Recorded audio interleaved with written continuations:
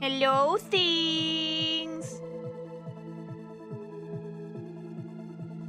Hi, it's going good. I'm dead tired, but good. How are you guys? I did a lot of stuff today. Hella productive pink thing. But I want to hear what my things did. I'm tired because I went out this morning. I had a doctor's appointment. Then, I worked all day. And it's really hot on the island right now, so heat plus baby, no fun.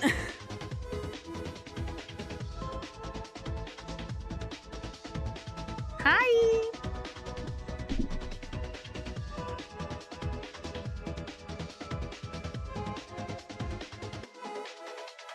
Baby's good. Baby had a massive growth spurt, actually, which explains the hunger, but we're doing great.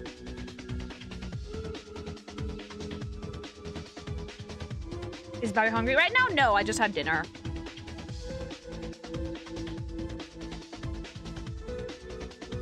Hello.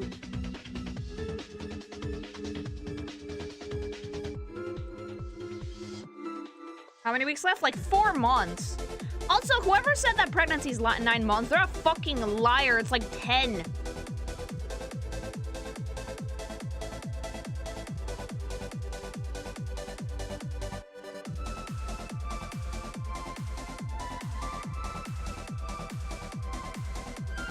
Please tell me it's the anime and not the live action. No, it's the anime, obviously.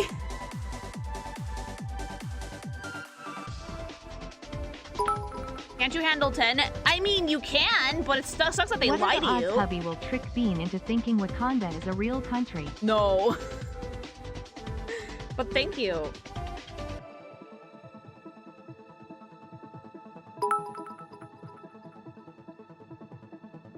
Right now I'm helping a friend who's gone through a breakup. Oh, that sucks. Did absolutely nothing today. I had leg day yesterday. Tired from that. I gotta get my car in at 6:30 a.m. tomorrow, so I dread having to get up early. Ooh, yeah, I'm not a morning person. Thank you. Thanks so much for the bits. For some reason, those did not get read out.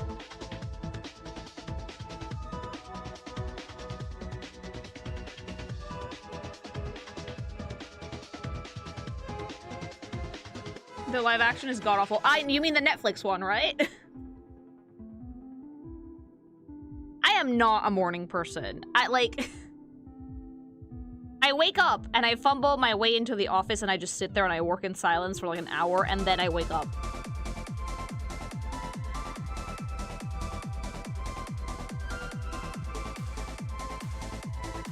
I still remember the interview with Faye's live action actress. It was the hardest article for me to sit through when they completely shat on Faye's actual character. Faye is, like, not a nice person. Faye is a dipshit, and I think that trying to characterize her as anything other than a dipshit is a disservice to the character. The GTS does not seem to be working. That could be a Streamlabs thing. I'll keep an eye on it.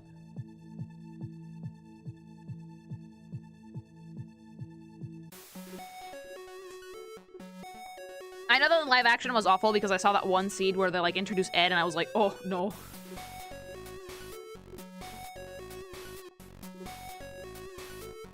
How bad are spoilers going to be today? Because I never watched Bebop and it's so heavy I might have to leave things away alone. Heavy on the spoilers because Wave put like everybody in the fucking show in here. I thought it was gonna be just like the base cast, but no, we have everybody.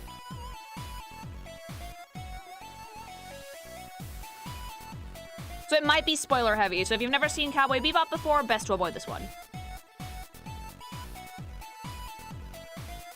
The Ed scene was like the last scene of the live action. Yeah, and that was before it got canned. Urbane, thanks so much for the sub. Thank you. Lily G lurk. Have you finished the show, Lily? Oh yeah, I finished it this weekend. Last weekend. A sad ending. Not a satisfying ending, but a good show nevertheless. Spoilers for the anime or live action? No, the anime.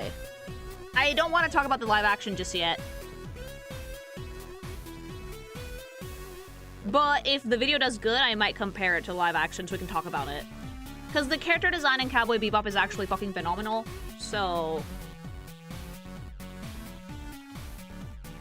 I'm gonna have to visit so you have to watch this anime in English. We're begging you to have to be watching in English. I watched it in Japanese! Like... You can watch the English dub if you want to, but the Japanese dub is also great. To see Lily Bebop all over the Cowboy. Thank you. Like, I watched it in Japanese, and it was fucking phenomenal. But if you want to watch the English dub, it's supposed to be really good too.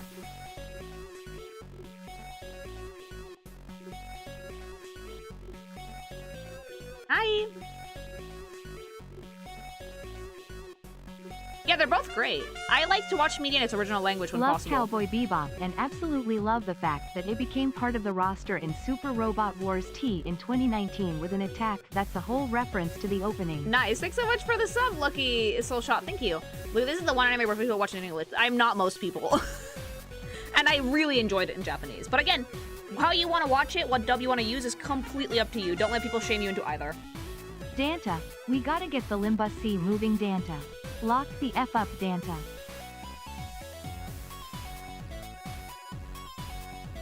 Yes, thanks so much for the sub Spanish. Unlike Americans, I kind of grew up reading subtitles, so it does not bother me the slightest. I love the kind of woman that can kick my ass. I saw that in like the movie and I was like, oh wait, this is the meme. I wonder how it's like in Japanese. You've heard English Spike, Neon White. Oh yeah, I have.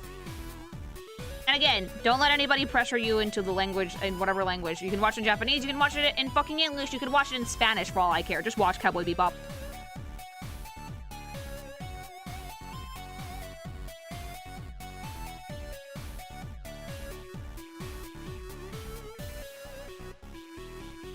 I won't judge Molly. You shouldn't judge. Like, how people choose to enjoy their media is completely up to them. I wish to watch anything in Spanish. You're Spanish, though!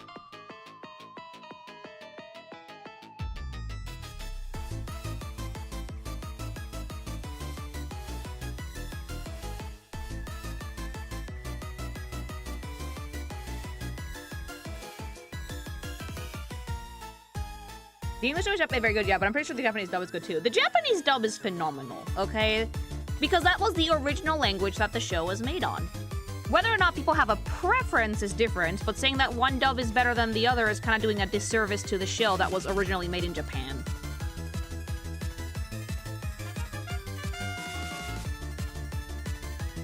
"5 months with the pink creature. Happy to be a part of this questionably sane community." Willie G. Wiggle. Hey, thanks so much for the sub, Cost Not Coco. Thank you.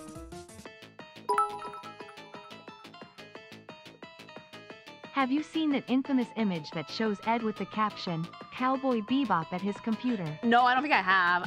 A side note, I love Ed. She's so cute. Thank you. I do find it funny when I talk with sub-purists on the internet, and they learn I watch dub, which they mauled it, until they learn I got bad dyslexia, and they start feeling like jerks. For me, I don't get why people would judge you for watching things one way or the other. It's your experience. Have it however you want. Yeah, it's like people who are like, oh my god, play the game however you want to, but then when you don't play it exactly like them, they get pissed at you. It's like, I've only ever watched Cowboy Bebop in English. I might try Japanese to spice it up. It's really good.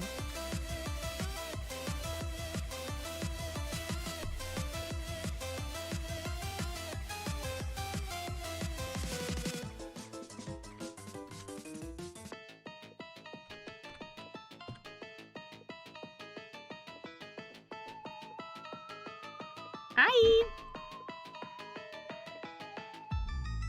The dubs also depend on the anime. Yeah, again, and it for most people, it's like, whatever. For me, I prefer Japanese because I like the original language that the show was made in. But I'm not gonna give people who don't watch the Japanese subs shit for it. Like, if you want to watch the English dubs, that's none of my business.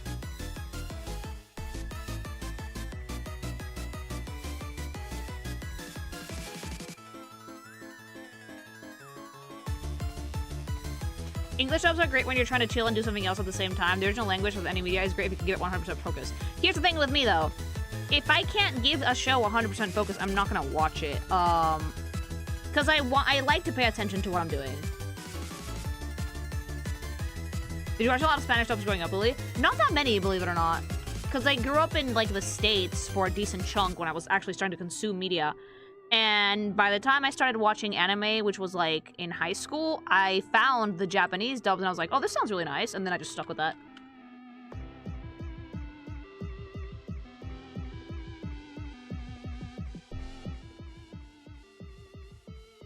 Some people prefer to hear stuff in languages they can understand. Some people don't mind reading subtitles, but like growing up in Mexico and then in the States, a lot of stuff was not always dubbed, so there was a lot of subtitles. So I got used to reading those.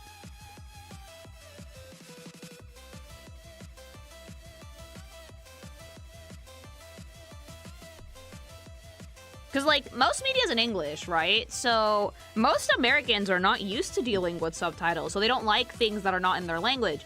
But in Mexico, a lot of media doesn't get dubbed, so you have to fucking learn how to use subtitles, which is why it doesn't really bother me.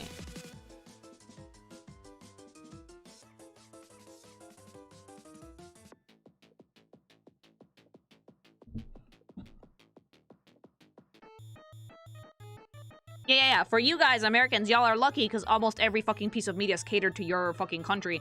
But in other places, we just use subtitles. You should wait for a movie to get to Canal 5 to know if it has a dub in Spanish. Exactly.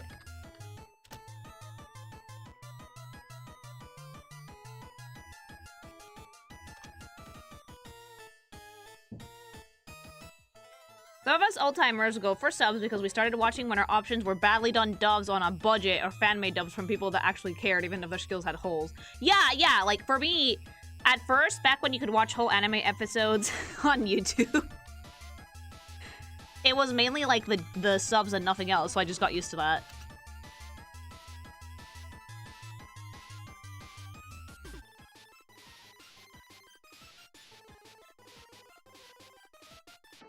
Yeah, episode 1, part 4. Exactly. It was like one episode with like 4 parts or 6.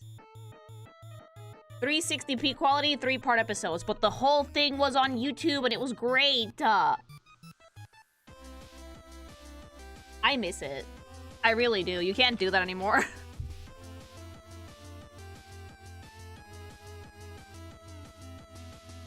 That's how I watched most of Dragon Ball Z. That's how I watched like the entirety of Sailor Moon. Fun fact.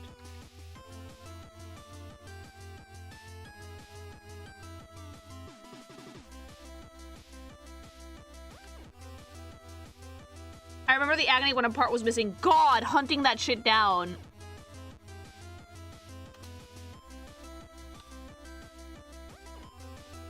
Before the dark times of copyright strikes. Before YouTube started making a ton of money, basically.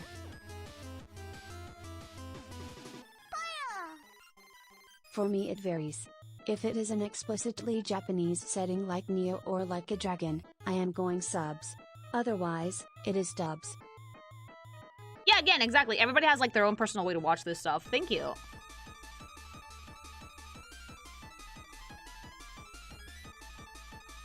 Those were the days. People making subs did it with love, including notes for people who didn't know the reference to other animes. All according to Keikaku.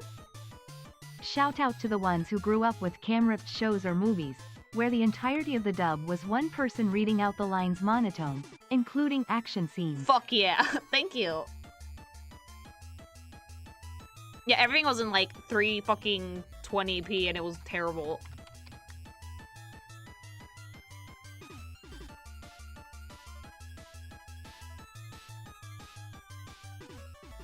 Yeah, Keikaku means plan is one of my favorite things.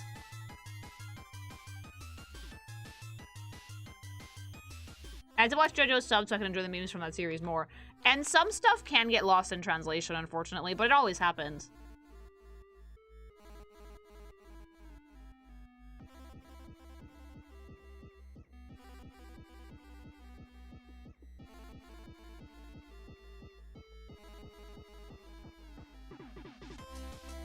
I watched every single episode of Naruto Part 1 fillers. No. It's really funny because a lot of people consider most of Cowboy Bebop, like, filler, except it's not, like... The show actually is designed to be, like, a Western TV show that's very episodic in nature. As opposed to having, like, one wide overarching plot. Yeah. Like, it's not filler, that's just how it is.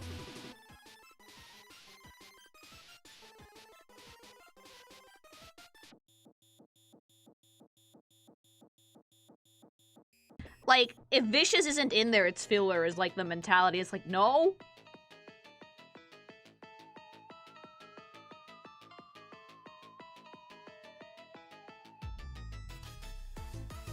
Some shows like Bakemonogatari, I'm not even sure a dub can actually capture the speed of wordplay and banter. A lot of it relies on Japanese wordplay, too.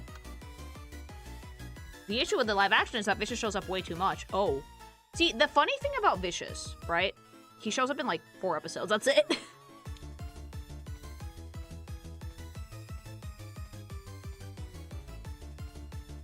Don't tell me too much about the live action or Netflix one, though, because I'm probably gonna make a video of that one later.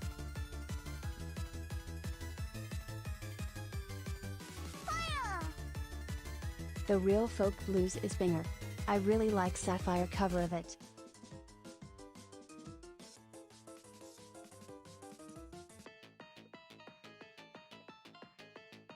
Thank you. No, the music is great.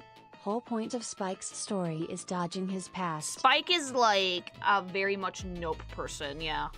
Thank you. That one's gonna be a short video. I mean, the point is to make it a shorter segment, yeah. Fan subs were so amazing.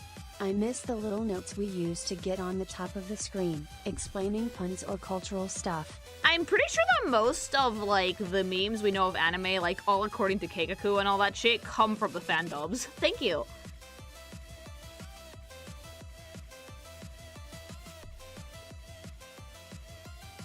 Did you watch the Bebop movie? Oh yeah, I did. We watched the whole show and the movie.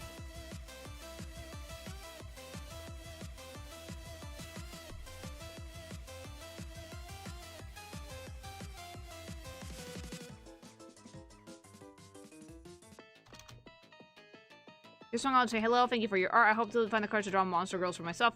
Your art's helped me find such courage. Oh good, I'm glad. Did you just finish it? I think I finished Bebop like last weekend. Because I fell behind a little bit when my in-laws visited.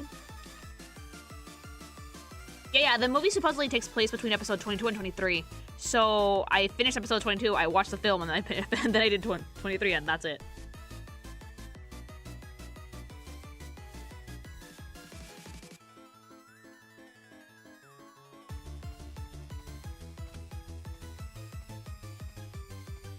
Would you say that Cowboy Bebop is among your favorite animes? It is now, yeah. It's incredibly well written. Did you watch any of the space westerns of the time, like Trigun or Atlas Star? No, I did not. Bebop's like the only one that I watched.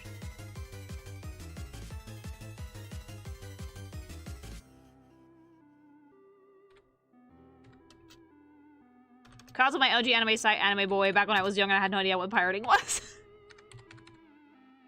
Dude, like, I'm sorry, but Japan does this shit to themselves. If it was easy to legally access their shit, more people would do it. But, like, I'm not getting 5 subscriptions to watch all my favorite shows, you know?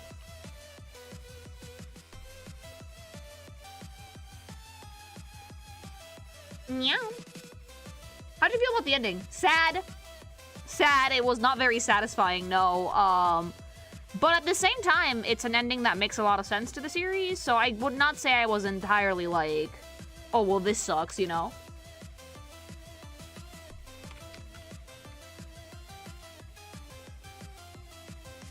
Yeah, it fits, but it was sad. I mainly feel bad for Faye, honestly.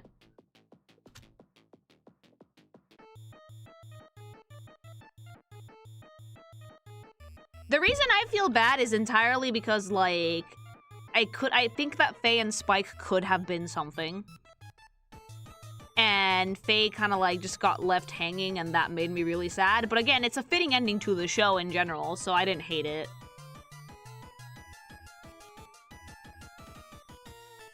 Sadder than Edge Runners. I would have to finish Edge Runners to do that one.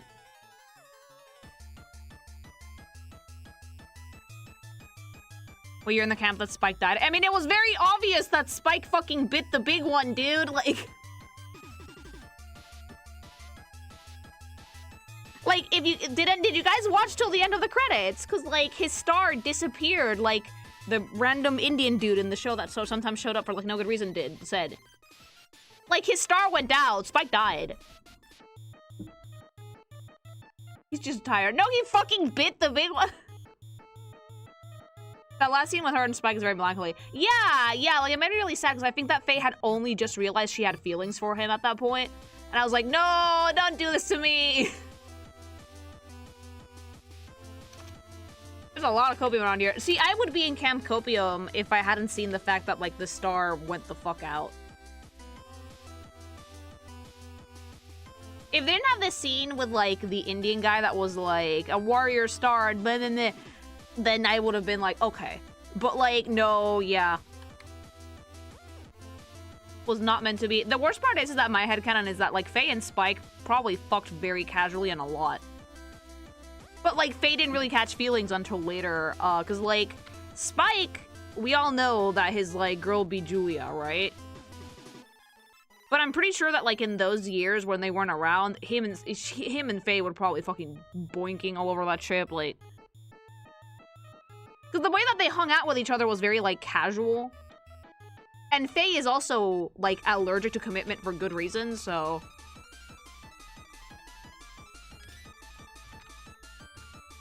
With Ed running around the place, they had private rooms. Also, Ed liked to sleep a lot.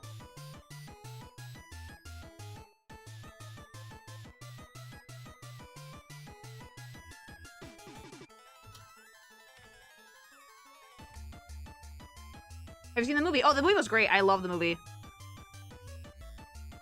Faye was definitely, like, in and out of the ship. That's the thing with Faye that makes her such a fun character to me. Like, Girly Pup is not nice. Like, at all.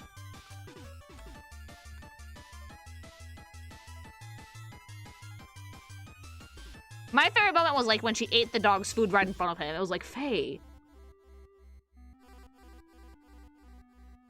Yeah, Faye's a situationship kind of gal.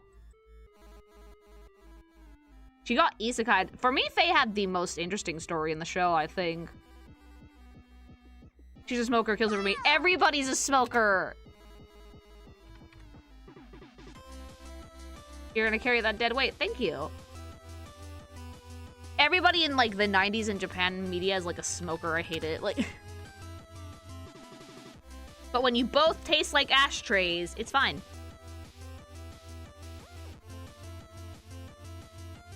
Like, back in the day in Japan, if you were a serious adult, you smoked. In general, actually. It's a Western, everybody smokes. My favorite episode, though, was the one where we yeeted the fridge into deep space. It was pure comedy. You're gonna carry that dead weight. I don't know why YouTube took so long to fucking read that, but thank you. Yeah, Faye was sad because she realized she was in love with Spike a little bit too late. Not like he would ever go for it, like, legit, because, you know. I want to believe I see less people smoking nowadays. Not me, sis. I see someone taking a smoke break every time I go outside.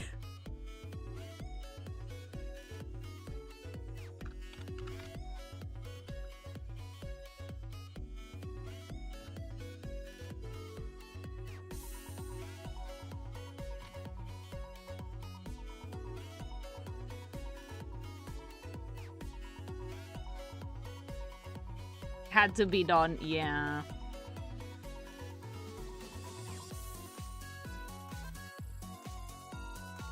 The fridge that helped the lobster to old and toxic get mutated into a rat into a blob monster? Yes. It has the most iconic egg eating scene in all of anime. Second only to the potato chip eating scene in Death Note. Yeah, what the fuck was up with the eggs? Like, fucking Spike and fucking Jet were, like, deep-throating hard-boiled eggs while the girly pops had, like, their moment. It was like, what the fuck are you guys doing? Like, ew. Also, Jet, you couldn't figure out another way to cook eggs. Just boil them. They were eating their feelings. Yeah, apparently. I would have preferred if Ed stayed on the Bebop, too, but, like, it makes sense why she would go want to hang out with her dad. Boiled eggs are great. What's wrong with them? I find them very plain.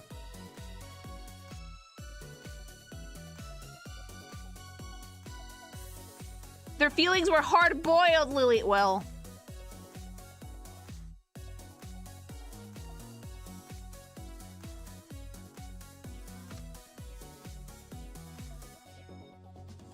Spike, Jet, and Faye getting drugged out is one of the funniest episodes out there. Oh, yeah. Everybody had a completely different trip. It was great.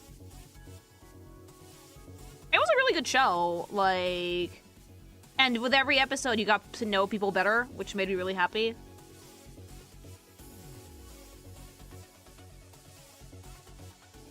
Man, don't talk about feelings, just eat eggs. You just guys to fucking raw dog, a fucking hard-boiled eggs, a bowl.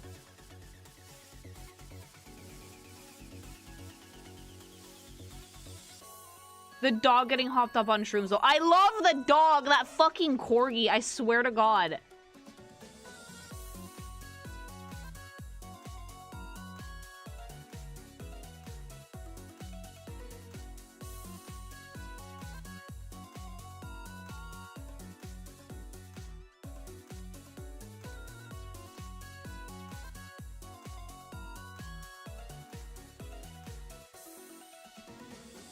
Aine is super cute. Aine is the best. Fucking data dog. It was really cool that by the end of the show, he learned how to hack.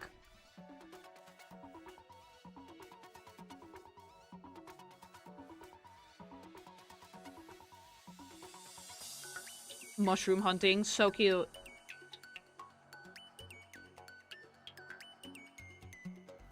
The money I would pay for like an Ed and Rin and Aine spin-off. I love them!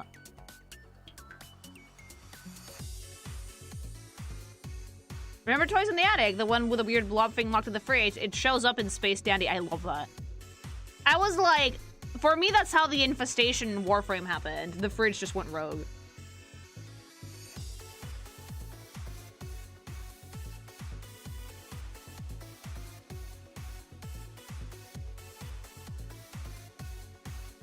I would like a Faye spin-off, honestly. So would I. Girly Pop is great, but like... I want a Faye spin-off in the art style the show originally had. Please don't moeify my girl. Like, Faye is a stunner, and I don't think that she would look good in any other art style, except maybe mine. The fridge episode was terrifying. It was so funny. I'm sorry, I lost my shit.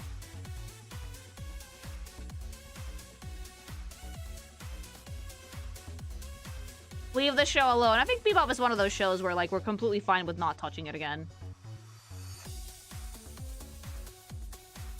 They would make her an ooh anime waifu. Ugh, no, Faye is an asshole. Yoko Kano and the seatbelts definitely helped carry the show, especially through the death scenes. Yeah, thank you. Yeah, you can't make Faye any more perfect than she already is. She's an asshole, and I love her that way. Thank you.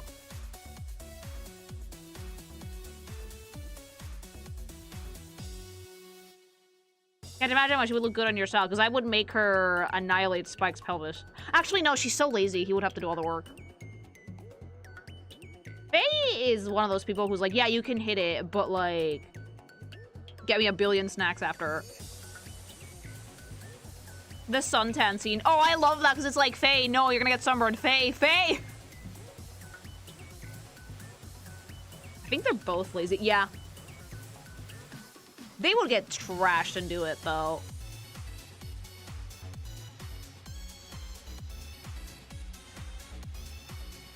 The time that Spike and Jet went to some ruined museum to find a VHS. I know! And then they got the wrong one.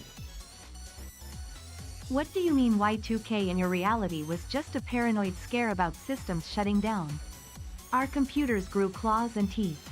Do you know what kind of trauma that causes? Really bad ones. Thank you.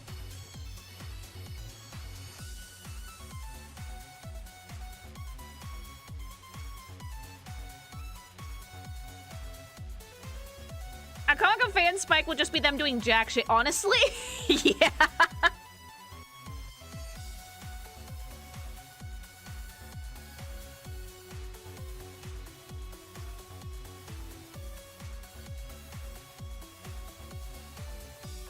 I like Jet's past, because Jet is just like a fucking, like, old man.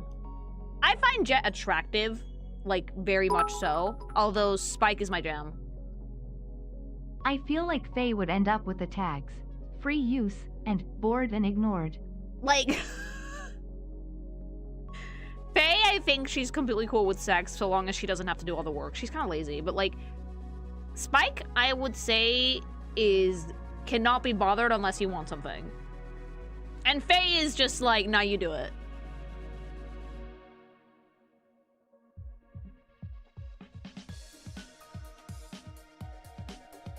Who's the 30-year-old in this show? Ironically, Faye is like 70, but like Faye is supposed to be in like her mid-20s. Same with Spike. Jet is like 40. And Ed was just like, what, 12, 13? Ed was little. Spike is 27, surprisingly. Yeah. Jet is 36. Faye is like 70-something for show reasons. Faye has 50-year-old energy because she is. Ed was a creature. Yeah, that's like, I see Ed move in the show and I'm like, this is why they could never make this character into a live-action fucking version. Jesus. Jet was like hella tired of their shit. I know.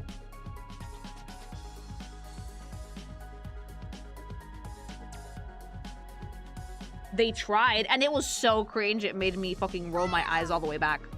It's kind of funny that Bebop and Wally are dang near connected due to global pollution. I actually really like how they did the post-apocalyptic shit in Bebop of like, why are people not on Earth that much? Simple. We biffed it. But they just talk about it really casually. The group Thank you. splitting and Spike's death, what moments made you cry? Dude, like... when Ed left, I had a moment, I think. When Julia was gone, I was like, ah! The videotape message also got me, because the videotape message was like, oh, sweetie. We'll never know who sent Faye that tape, though. Yeah, it was like an orbital gate explosion, but like the show didn't touch on it that much except to explain why Earth is the way that it is, and it was really interesting, actually. All right, I think we're about ready to get started.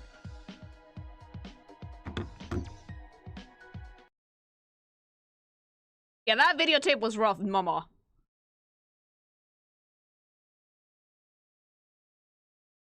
Okay, so tonight, or this morning, whatever, we are talking about Cowboy Bebop. Now, I just recently finished the show myself, like last weekend, and I must say that I was decently impressed. It is one of those that are like widely considered the classics of all classics when it comes to anime. And now that I've actually seen the show and the movie, I have to say that, yeah, I get why. But one of the things I liked the most about Bebop was its art style and its character design. And today we're going to go through the cast of Bebop. And when I say the cast, I mean pretty much everybody who's in it. Don't worry, there's Glubshito Hour. We'll get there. Like, because I want to talk about something that Cowboy Bebop has that I think you don't see that often in anime. It exists, but it's not as common. And that is a ridiculous amount of diversity in characters. Like, and not just diversity in terms of people of different skin tones and nationalities. No. Diversity in, like, its own art style. Bebop is from the era of, like, the 90s. It came out in 96, I believe, where the anime art style was predominantly, I think elegant is the best way that I can describe it. This was before the era of like this super giant moe, big eyes. Now we're in a place where faces are looking a little bit more realistic, but it was back in the day when faces were really long, where eyes were really, really expressive, where all of the women were like stunningly beautiful, but looked like kind of like doll-like as well. It's an aesthetic that I think that if you like anime, it's worth looking into at least once in your life. Because Bebop, I think, managed to make full use of it, and every character looks like a completely different person while still being very faithful to the show's own art style. So I want to talk about the cast of Bebop, and we're going to start with the main cast, obviously, and just see where the character design goes from there. As someone who's actually seen the show, and hopefully I can convince other people to watch the show. So let's get started. We begin with Spike Spiegel. Hi, Spike. Hi, baby boy. Now, you'd think that Spike is your only main character, but no, Cowboy Bebop is actually split between, like, what, 4 people? But Spike is the one that has, like, the most meat on his bones, despite him being a fucking beanpole in the show. Now, Spike is very cool. If I was gonna describe his character just at a glance, I would say that he's cool. He has a really cool suit, with tie, collars popped, almost always is smoking something. But he has some neat details in his outfit that show that the setting is more futuristic. Like, the way that his coat is actually fastened is not the way that a normal blazer goes, it doesn't have a lapel. It's kind of weird, but very stylish. And he wears his pants pretty high up, so you can see most of his socks and shoes. His color scheme is stupid simple, because again, this is the era of anime where character design was very simple. And everything was basically hand animated with few digital touch-ups here and there. So, like, consistency in character design and character animation was, like, key, right? An interesting thing about Spike to note, though, is that this picture doesn't really show it. Spike has heterochromia. But very, very, very, very subtle heterochromia. Spike lost an eye at one point. He has a cybernetic eye, but, like, the show barely gets into it. What I like about him, though, is the silhouette. I love Spike silhouette, because he's a fucking beanpole, chat. Like, this motherfucker is, like, tall and lanky and kind of awkward. And whenever they draw him in very relaxed postures. Even while he's fighting, he looks super relaxed. He's all angles, while still having, like, a very approachable face. Very soft hair, too. Like, this man is incredibly agile. He looks incredibly agile. And he's also just long. Because you will see a lot of different types of shape language in Cowboy Bebop as we go on with this video. But with Spike, I would say that he's like a lanky rectangle.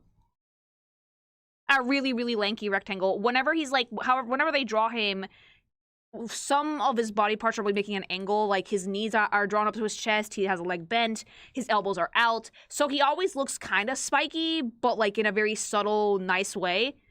And the name actually kind of fits the vibe he has, too. I just really like that they softened him up, though, by giving him, like, a very soft suit and very fluffy hair. An iconic design, definitely, though. Spike is one of those characters that, like, you see him and you kind of know where he's from. And if you've ever seen the opening to Cowboy Bebop, you'll immediately fucking clock this dude. He's a beautiful example of, like, character simplicity done well, and some nice little bits of sci-fi with an outfit that could also be worn today. His clothes are really, really, really fashionable. Simple, but fashionable.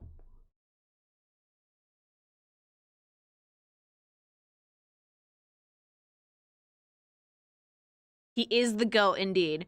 But yeah, like, with Spike, I think that what a lot of people need to, like, and they tend to notice this about him, is body language. He's very relaxed, usually. Like, his shoulders are always sloping a little bit, but he doesn't look depressed. That's the funny thing. Spike looks like he doesn't give a shit. Like, at all, ever, and I think that's a big part of the character. And we talked about it the other day when we were doing that Guilty Gear segment about visual characterization. If you put everybody on the Bebop in the same room and ask them to read something or, like, smoke a cigarette, minus Ed, because baby, they will... Every single one of them does this in a different way. You will see people smoking in the fucking ship a bunch of different times. Every single character does it a different way. And Spike is just... the cigarette stays in his mouth. He very rarely holds it in his hand. He just has it in his mouth. It's partly that he's, like, super depressed. But here's the thing about Spike, though. Like, he doesn't look depressed. He's one of those characters that, like, his past is sad, but, like, he's trying to not think about it. But his posture is really relaxed and kind of angular in a very fun way. He has really nice color in general. And just a really, really unique silhouette. Ed would eat the cigarette. Yeah, she would. In all honesty, she would. But yeah, a great looking character. And a really good example of a first character. Like, in fact, like, I wish I could play the opening for you guys, but we'd get clapped immediately because of the music. But you can kind of see how Spike moves there in general. Like, Wave, feel free to add clips if you, like, fucking flip them and fuck with the colors a little bit.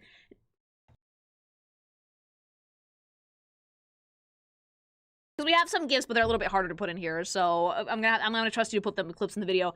Spike is that dude, though, that he shows up, right? Like, we're, like, mid-party. And it's like, oh shit, we're out of ice. He shows up with, like, 2 bags of ice, throws them in the cooler, has one shot, goes, and then leaves. Like, he's hyper fucking capable, very dependable, but he also tends to get kind of wanderlusty, so he kind of does things his own way. And I think it shows in his body language that he's an incredibly casual motherfucker. Like, the tie is undone, the collar is flipped, the blazer, like, is that just how it is, or did you fucking button it wrong? The sleeves are rolled up. An incredibly attractive character, and a great example of what I like to think is a very competent male protagonist. while still letting other cast members, especially girly pops, have their time in the sun.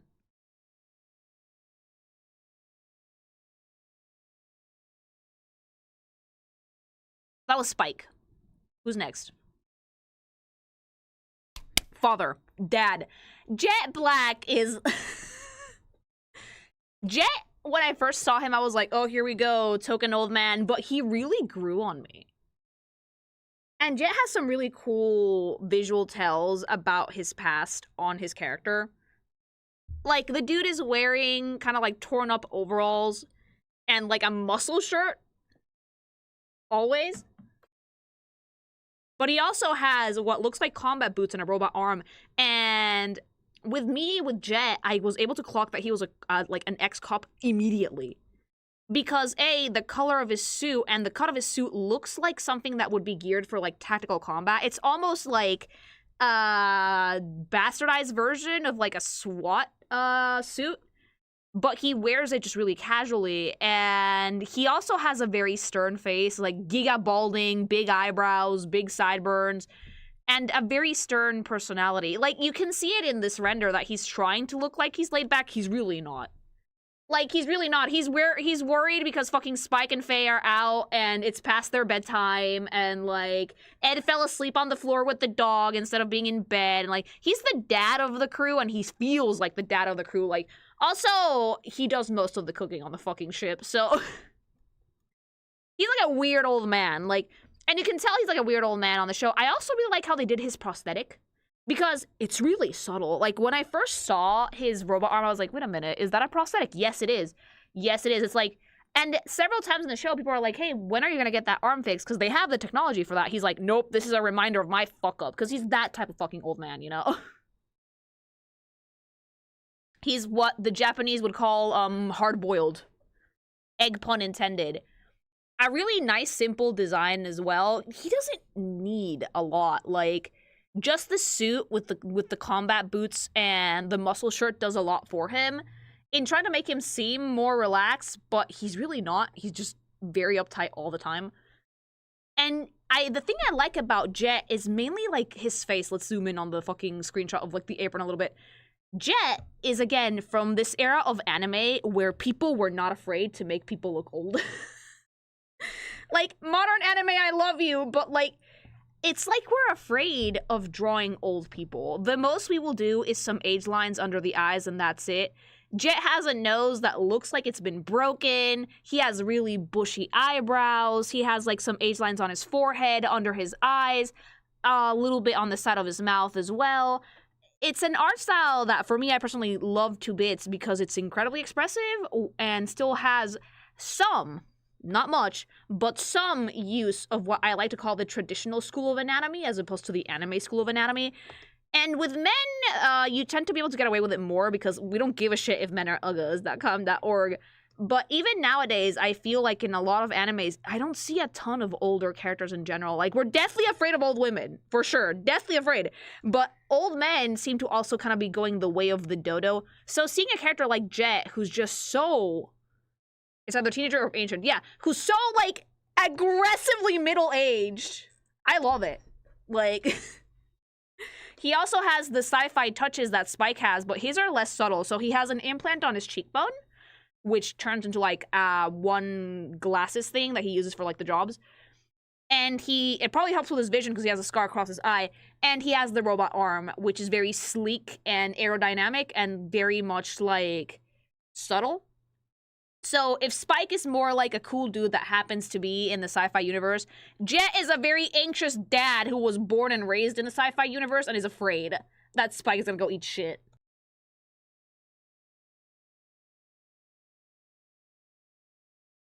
And, like, let's just, like, tell me that this does not look like a dad. He doesn't have any kids, mind you. Like, his kids are fucking the Bebop crew. Like, he has no children. He's, like, Omega divorced, I guess you would say. But, like, he looks like a worried father, and I love that for him. Aggressively middle-aged and super cool ex-cop vibes.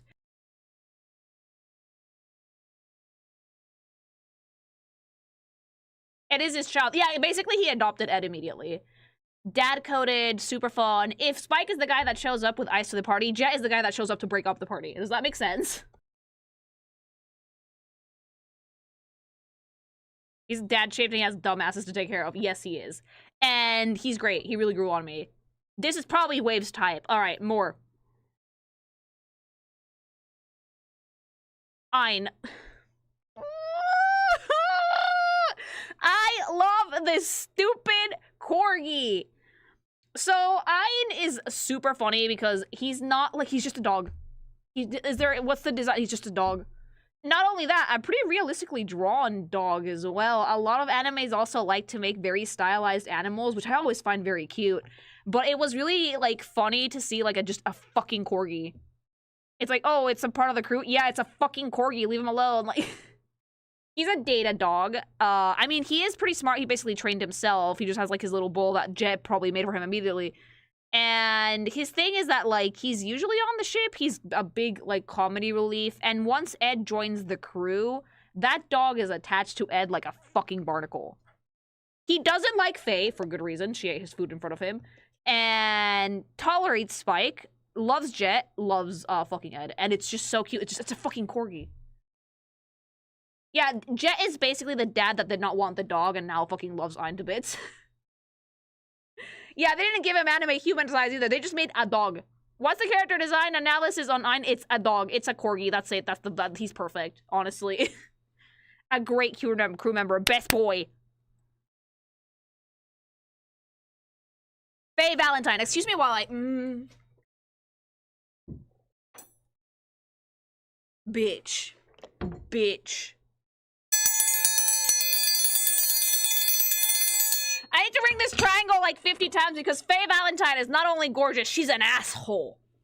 She is an asshole, and she is an asshole that, for me, who has been watching, like, very modern animes where girly pops are either, like, massive villain cunt or the nicest being alive, having the middle ground character where she is terrible but also, like, has her, like, moments is, like, chef's kiss.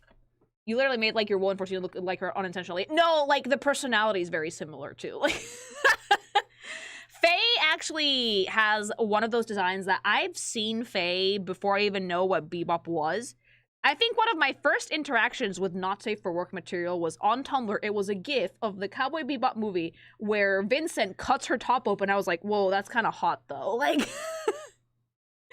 Her design is baller. It's definitely super sci-fi in a very, like, sexy way.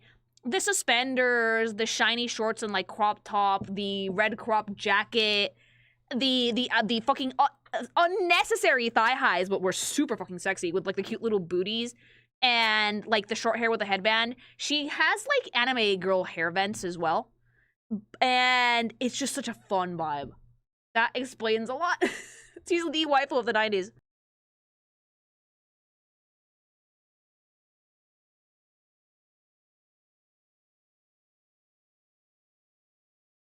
Faye is, I think, my favorite character in the show, not just because of the way that she was written, but the way that she is drawn is, ugh.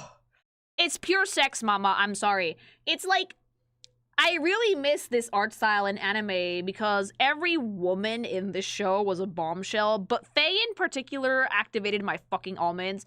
I don't know if it was because she had, like, the really, like, big green eyes and the thick brows and, like, they're just really tiny red lips or what, but she was, like, bitch. Not to mention, her body type is actually, for the time, like, for the 90s, this was pretty risque. Nowadays, you see anime girly pops that look like, you know, lumps of flesh, big booba, and that's it. But with Faye in the 90s, this was actually pretty out there, chat, because she had decent bazongas. These are not huge. These are very, like, for today's anime standards, Faye has pretty small boobs. But she was pure sex appeal, and for a show like Bebop that kind of wanted to, like, also get a Western audience, this was pretty scandalous, I would say. Her color scheme is predominantly very warm, very shiny. Also, she has this. She has, like, woman! Like, suspenders that go to the back of the outfit as well. That top, and, like, the fun part is that her outfit is stupid sexy. And it still makes perfect sense. Like, Faye's outfit does not stay on with double-sided tape on a dream. She has an actual top and shorts and socks and boots and the red, like, coat, like, jacket, which is mainly, like, it just kind of looks like a shirt she stole from Spike, honestly.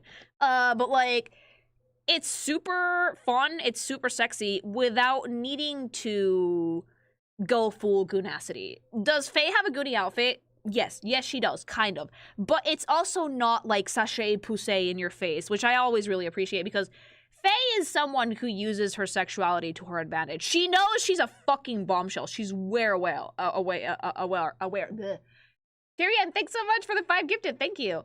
She has like very thick brows too, and like, can we talk about her face a little bit? Like, she is a stunner. Like, when I first saw anime back in ye old days, right, when I was like baby Lily going through space, I saw art styles similar to this, but my first runs-ins with them were like Sailor Moon, really big eyes, like very 90s, like Bishoujo. And for me, this art style, look at this cunt.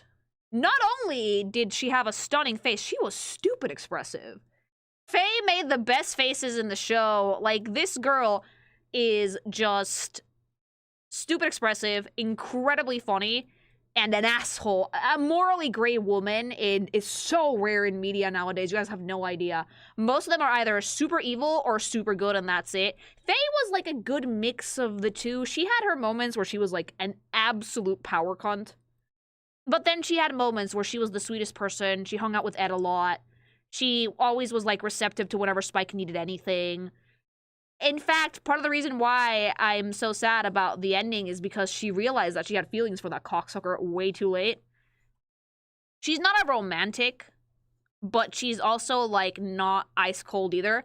Gambling problem, the waifu.com.org, so problematic girly pop, and her design is actually really iconic, and I had people mention to me that they did not like the live action one.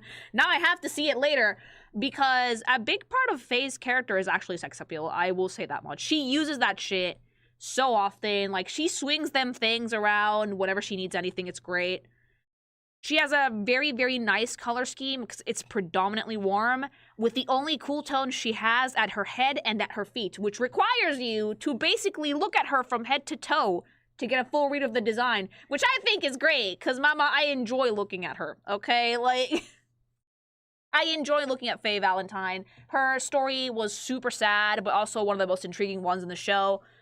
And that face is just everything. Everything. I genuinely miss this type of art style where girly pops had faces that were, like, this elegant. Wasn't her design based off the femme fatale trope? Yes, it was. All right, and that was Faye.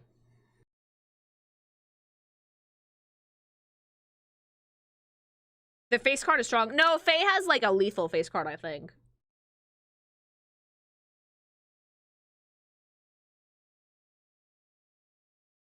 And then we have the creature. Ed.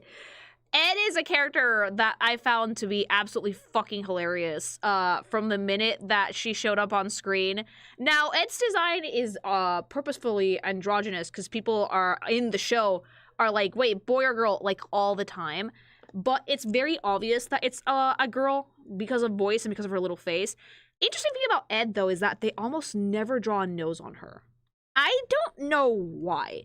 Maybe it's because she makes a lot of really goofy faces, but for some reason, Ed goes without a nose for the majority of the show, unless she's, like, you're looking at her from a profile.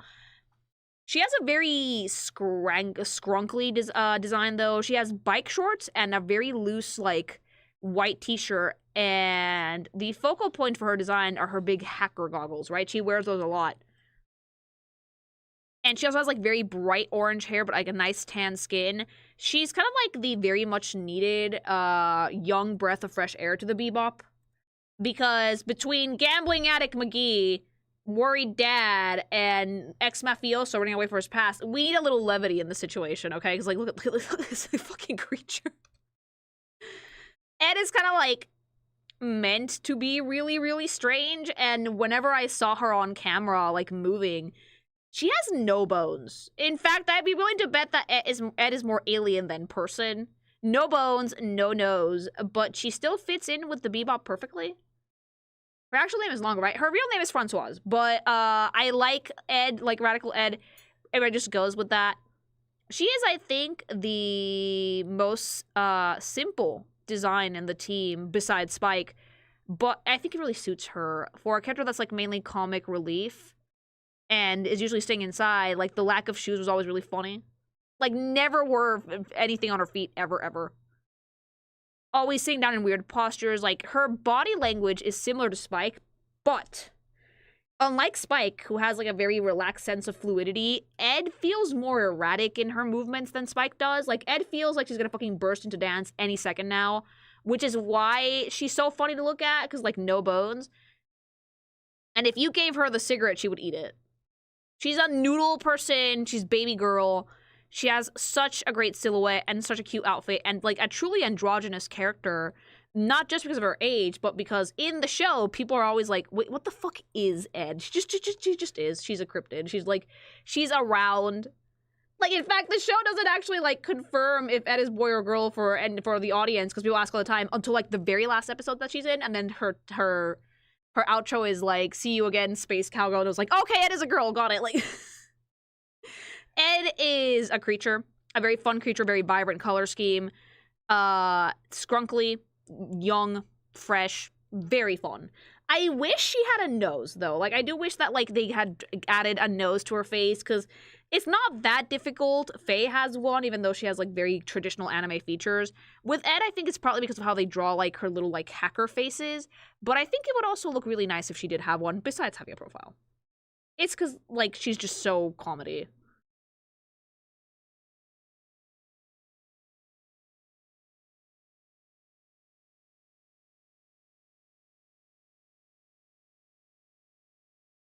All right, so now we're moving on to the second tier of the Cowboy Bebop cast, which is supporting cast. These are characters that are important, but not as important as the main cast.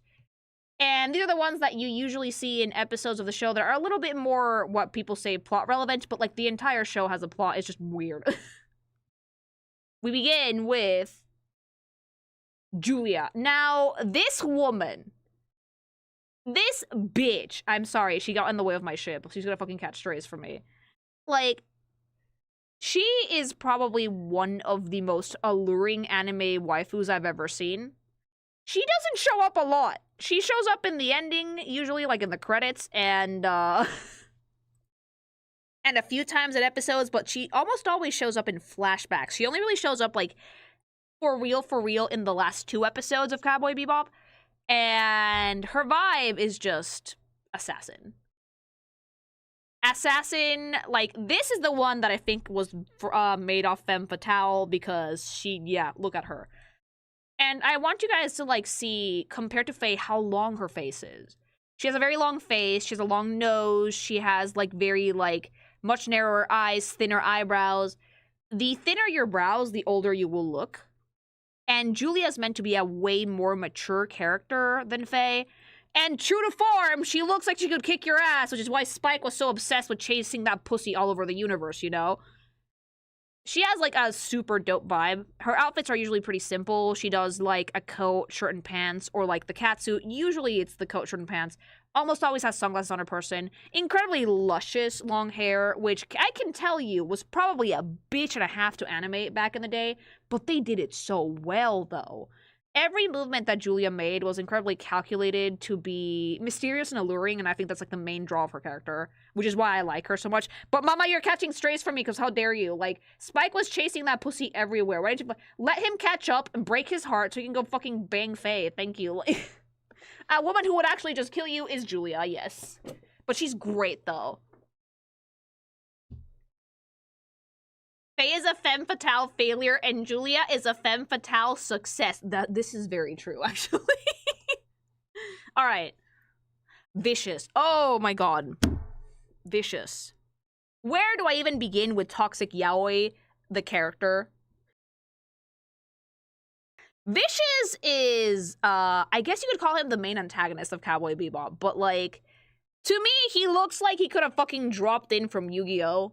And I don't know why. Maybe it's because of his hair. Even though I think he predates Yu-Gi-Oh! Like, I think it's because of, like, the hair reminded me of Pegasus, and he also has, like, some fucked up weird bird all the time. He also does not fight like a normal fucking asshole. Like, he has a sword, and he's gonna fucking use it.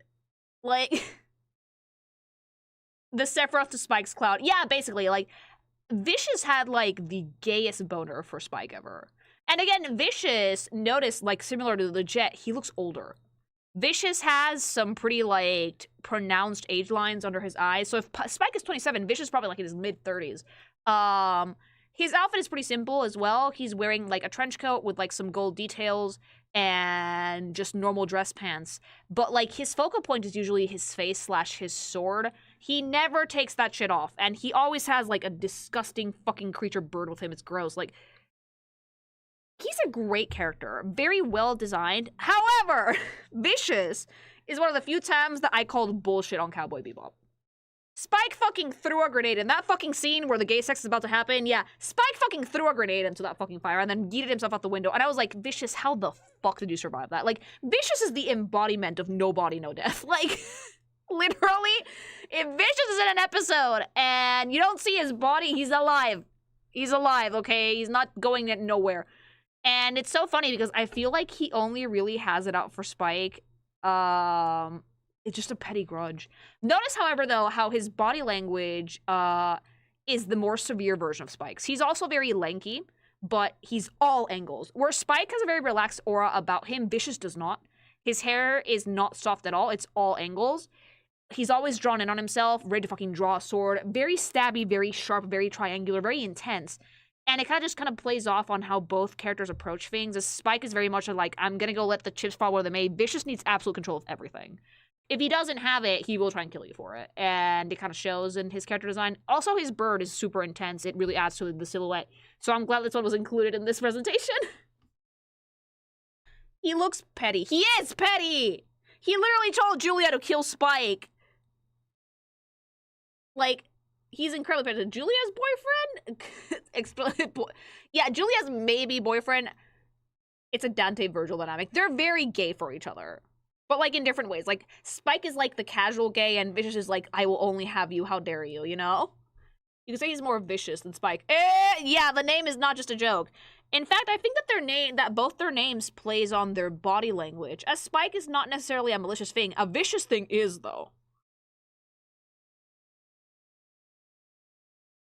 Alright, who's after Vicious?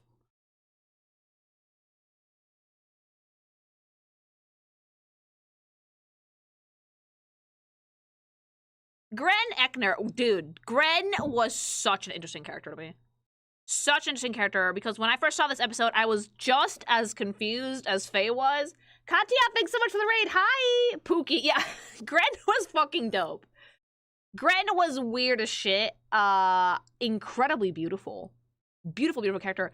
And I think that he was down cataclysmic for Vicious even before all that happened. Like, he's not trans, by the way. Who people might think that Gren is trans. He is not trans. He identifies as male, but he has intersex qualities because of some drug-related issues in his past. I'm not going to get into it. Go watch the episode.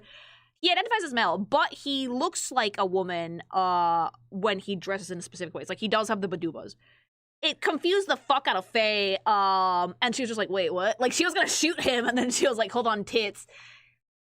I liked it, though, because they went about explaining what happened to him pretty respectfully, and his design is just really great. It's, like, a very androgynous face, and you think he's a guy, like, just a normal guy, until you see him naked, and it's like, wait a minute. He has a very, like, skinny silhouette, very pretty, very elegant, and I just mainly just like how the way that they did his face. It's someone who looks, like, very sad, for the most part, because he has a really sad story, but I like that he did his absolute best to get back at Vicious when he could, and his design is just great. He normally wears either the gray dress when he's pretending to be a woman, because that's how he tried to trick people, or he has a normal suit. And they're both really good because they both show the very strong masculine and feminine sides of his character. Where the gray one is very, like, alluring and mysterious, the red one, his normal suit, is more open and upfront. Yeah, also friends with Spike, but in a weirder way. I must nab your work will help me nab. Now my scholars will enjoy this wonderful artist. Thank you! But yeah, he basically had, it was a drug-related thing, hormonal imbalance that made him grow badubas, but he identifies as male, so we're gonna respect that. And that was Gren. He looks great in everything he wears, honestly.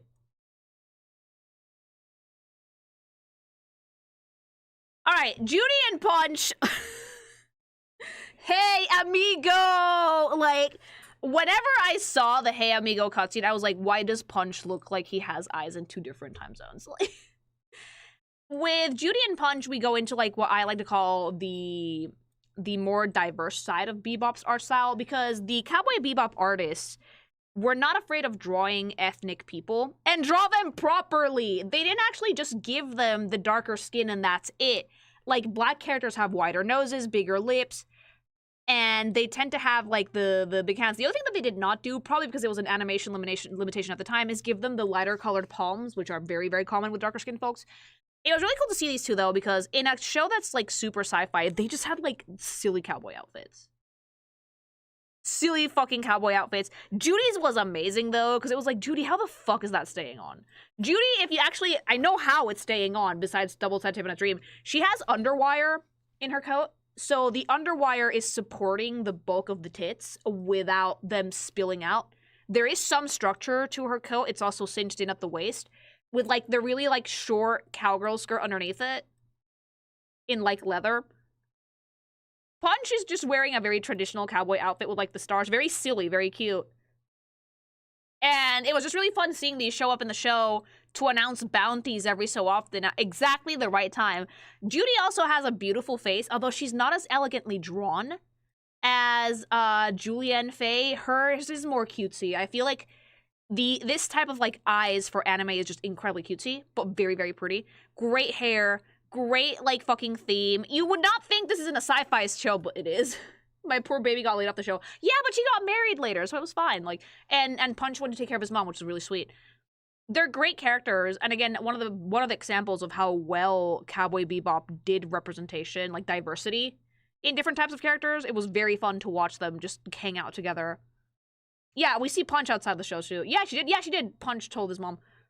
She probably has the big ol' eyes. Very pretty, amazing outfits. Just, it's so funny because are they sci-fi? No. Not even a little bit. However, they're so ridiculous that they fit into the setting of Bebop perfectly. In fact, it's funny because, and this is actually Punch without his costume, fun fact.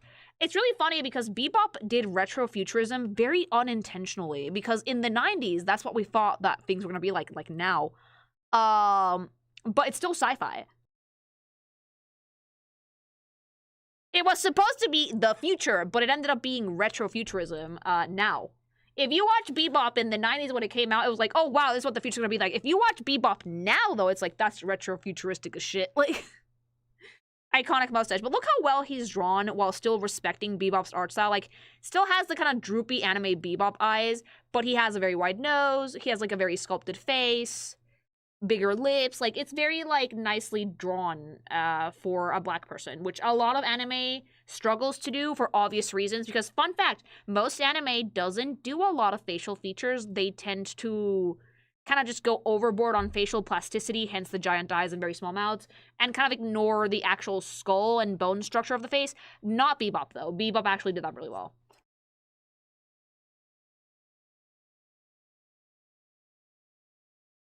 The 3 old men. Why the fuck are the 3 old men and not in the grocery tier? Simple. They're everywhere.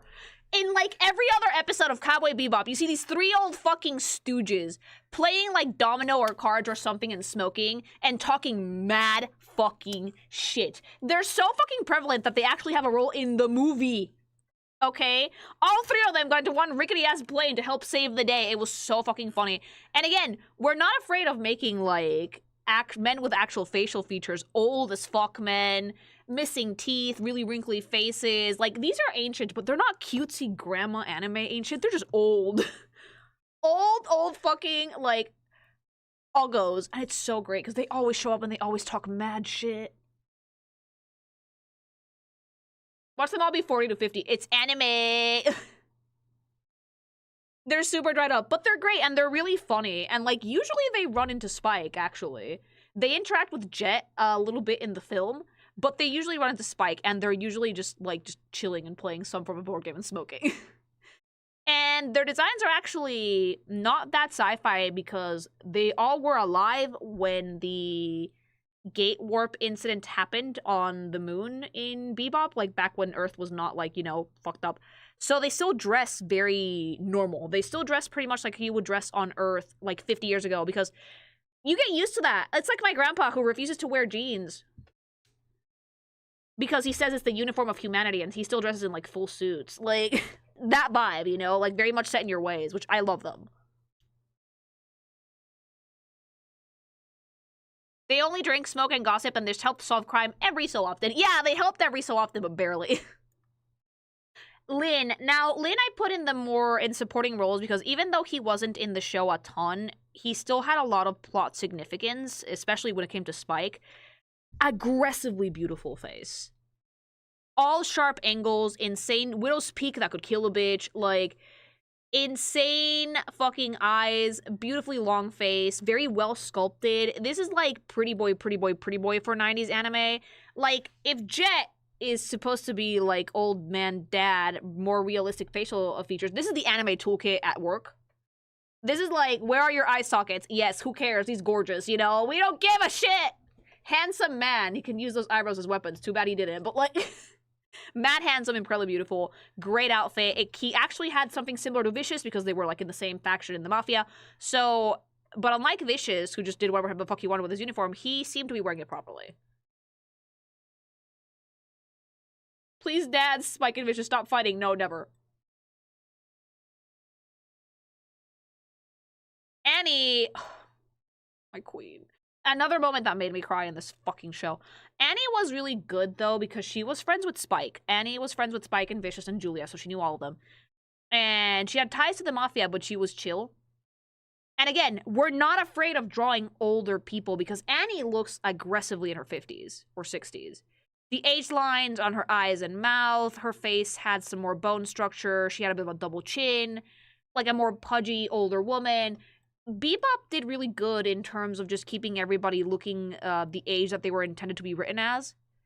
Because nowadays, anime would never. I'm sorry. If you draw a character, if Annie was drawn in modern anime, she would look the same as every other girly pop. It's like, oh, she's 50. Where? Like, I appreciate Bebop's art style for being very faithful to the ages that they actually wrote for these characters. And Annie does feel very old. Annie, are you okay? Sadly, no. She was 23. Shut up, Wave. She's 43, actually. I think that life aged her. Yeah, I mean, if you work with the Mafia. Laughing Bull. Now, this is how I knew that Cowboy Bebop was actually a Western pretending to be a sci-fi show, because, like, he would show up in the... whenever Vicious showed up, he would show up too. And he would always say something cryptic about how Spike was gonna die. And it came true in the end. He was great, a great design, and, like, it's not a Western without, you know, your fucking, what was it called?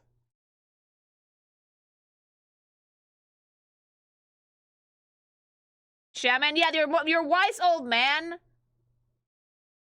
Like, fucking, yeah, your Native American representation, except this was native space. Native Mars. Your spirit guide. He was Spike's spirit guide, and I don't think Spike listened to him, like, well, actually he did, like, once. Your Native American shaman who was there to be cryptic, and again, old as fuck. Super old, great design, incredibly iconic. Sci-fi? No. Not even a little bit. He looked like he existed 100 years ago and just happened to fucking spawn in Cowboy Bebop. I loved it.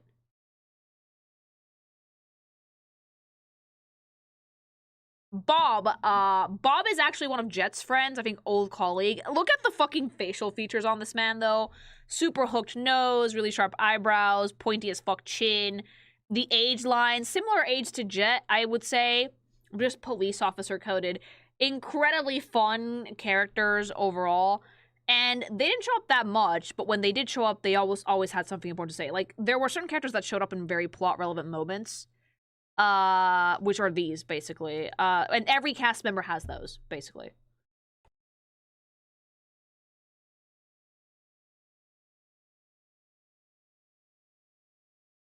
Alright, now we're entering the Glopshito faction. Let's go. Mao. Now, Mao! Mao just fucking existed to get ganked by Vicious. It was so fucking funny. I'm sorry. Like, Mao was on screen for about 5 minutes, right? And he closed the business deal, and I was like, who the fuck is this motherfucker? And then Vicious just stabbed him in the back. The dude who raised Spike and Vicious. Yeah. He was like Spike and Vicious's dad, okay? And then Vicious stabbed him in the dick. Like, it's just Chinese businessman. Dead-ass Chinese businessman.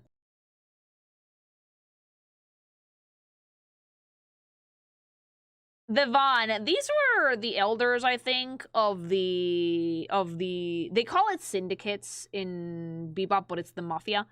And it's just fucking 3 old frogs in Chinese outfits.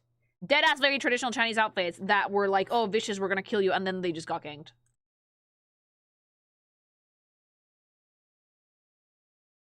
The main reason why, you might be wondering, Lily, what the fuck is with Globshito Hour? Simple, I really wanted to showcase the diversity of the cast in Bebop because it's insane.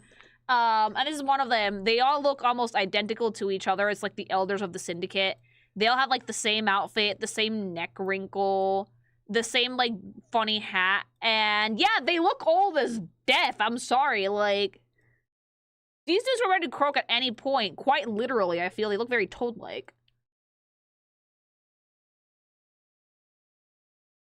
Shin is not as important as Lin because Shin had way less screen time. Lin was his brother. And again, insane face card.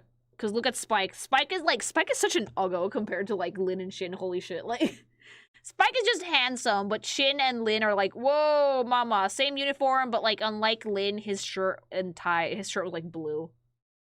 Very beautiful, ride or die for Spike, and was like, stop Vicious, and then everybody died. Like, he just popped out of fucking nowhere. Yeah, he did that.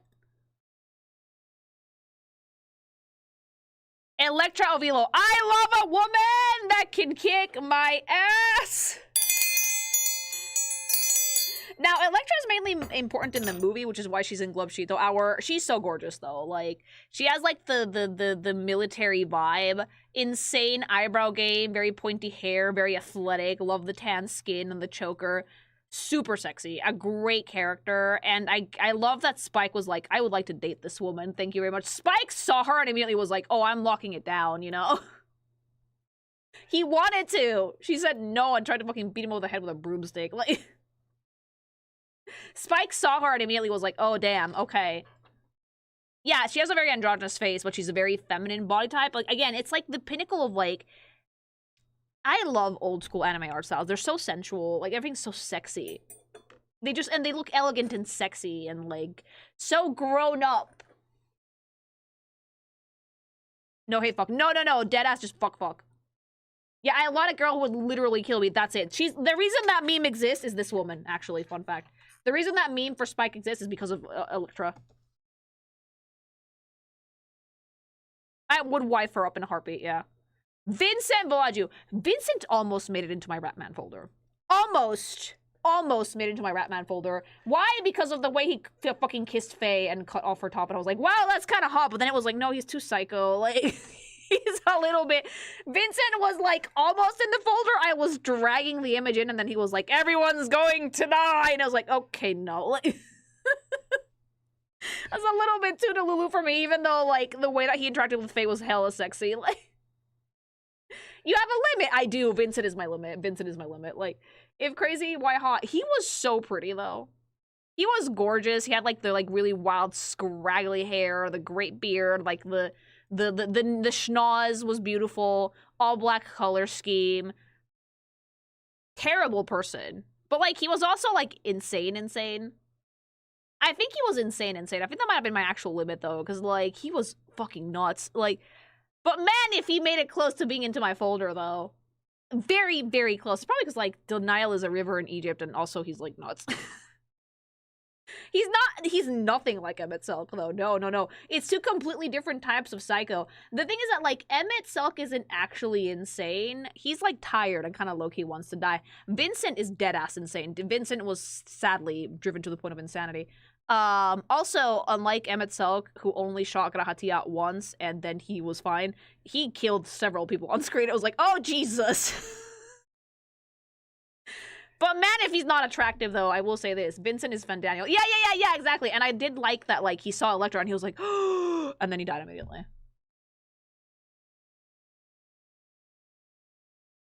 Asimov and Katarina, these were like in the first episode of fucking Bebop, and I should have fucking clued in that Katarina wasn't actually like pregnant because her stomach was like way too low down. I was like, wait a minute, that's not how pregnancy works. This was like my first episode of Bebop, and I turned around to my husband and I was like, dude, they fucking botched the art here. What the fuck? This is not what a pregnant stomach looks like. I should know, right? And then it turns out that she wasn't actually pregnant at all. She was hiding drugs, and I was like, oh, that was on purpose. Okay, great. And then like all my criticisms of Bebop fucking evaporated into dust. I like that because it was like very like aggressive Latino couple vibes, like the really sexy dress with like the boob window, and like he was like the trench coat and all scraggly. I thought they drew her that way just so she could still be sexy, and I was like, bull fucking shit, and then, like, it was like, oh. It was a great fake out, though. This guy's actually set the tone for the show. Yeah, I was surprised, because I was expecting Bebop to be, like, a Western, but then, like, someone got shot in the head, and I was like, oh, fuck. Abdul Hakim. Hakim was actually really funny, because he was, like, an illegal pet trader, and Spike was just like, I'm stealing your shit. He, like, changed his face, apparently, but, like, this guy looks... He looks like an Abdul, I'm gonna say that. Like, the name fits the face, actually. Which is very funny, because apparently he had plastic surgery, but, like, the ridiculous eyebrows, the insane angles, the earrings, like, even, like, the furrows, it's just everything. It's fucking great. It's great. Lily, I meant that as a compliment, by the way. It's very rare that, like, characters that, like, are named, like, Middle Eastern in anime look Middle Eastern. Usually they will just, like, make them have darker skin and dress them Arabic, and that's it. Abdul actually does look like someone who could be, like, Muslim. You sure he's not a basketball player? Could also be a basketball player. He was very tall. Wasn't he originally super white? Not when the show I saw, his skin was darker. Gordon, who the fuck were you? Oh, right! Yeah, this is the guy that helps you introduce Faye. Owner of a casino. Real dipshit. Blinked out to filth. Like, this is how we met Faye Valentine. He's a douchebag, but, like, you know, great character design anyway. Maria Murdoch. Hag! Terrible. This is one of the episodes that had me dying of laughter because, like, they had that capsule with a virus that could literally turn you into a monkey, and Spike didn't know what it was, so he was like, what the fuck is this? Like, banging it, trying to open it, and, like, the lady in the background, who very obviously knew what it was, like, sweating. And she was just like, ugh, and then refused to fucking say anything to Spike or Jet. Is like, oh god, we're gonna turn to monkeys because this idiot can't fucking bust it open. It's just Yzma. It's Yzma. But, like, it's Yzma if she was, like, not an Inca. The pompadour is insane. Look at those age lines, please. Insane wrinkles, insane facial plasticity. She feels like she could be in a Junji Ito comic and she would fit right in. It was great. She was insane as well, yes. And, like, she has, like, the really weird gray skin tone, too. Insane character. I love it. When, oh, child psycho. Yeah, I love this one because, like, it was like, oh, he doesn't age because something happened with the gate disaster that made him just immortal forever. And they never explained it. They they just went in and were like, yeah, this child doesn't grow. Here's a thing, a stone that can make him age and die immediately. And then Spike turned it into a bullet, shot him in the head, and as he was dying, he was like, do you finally understand what I mean? And Spike just goes, no.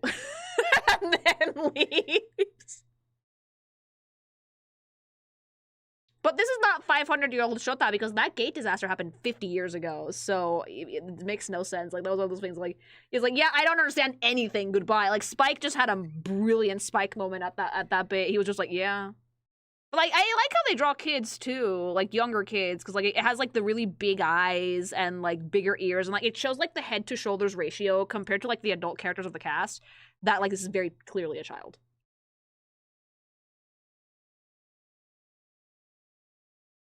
VT. Who the fuck were you? Oh, no, I love her. I love her. This is a lady, by the way. This is a lady. She's an actual badass, and Spike actually reminds her of her husband. Fun fact. She had a great episode. Heavy Metal Queen. Heavy Metal Queen was so good.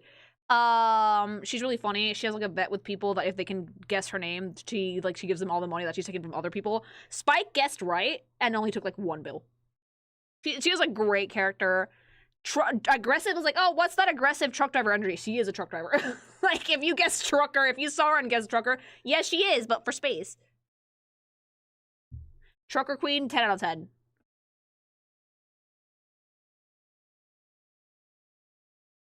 Rocco and Stella. Oh, Rocco made me sad. Rocco made me sad because, like, Rocco was like, Spike, teach me to fight. And Spike was like, why? But he taught him anyway. And then he biffed it at the end anyway. And Stella was his sister. She was blind, but she was really sweet. Poor children. Yeah. MPU. I thought MPU was gonna join Bebop for a second. I thought that MPU was gonna get... I thought that Ed kept him, actually. I think that she did. MPU was an AI that gained sentience and not evil at all. He's just bored. Super sad. I think that Ed kept a copy of him, but he never showed up again. I thought he was going to be like the AI for the Bebop after a while. So like Hal? This was with the first episode where Radical Ed showed up, actually. Wait, isn't Hal evil? The rare non-evil Hal. Yeah. Like, I don't like being alone, basically, which I thought was really sweet. Lisa. This is Jet's, like, ex-wife. And she's so pretty! So, like, Jet was so fucking married to his job that he fumbled this baddie.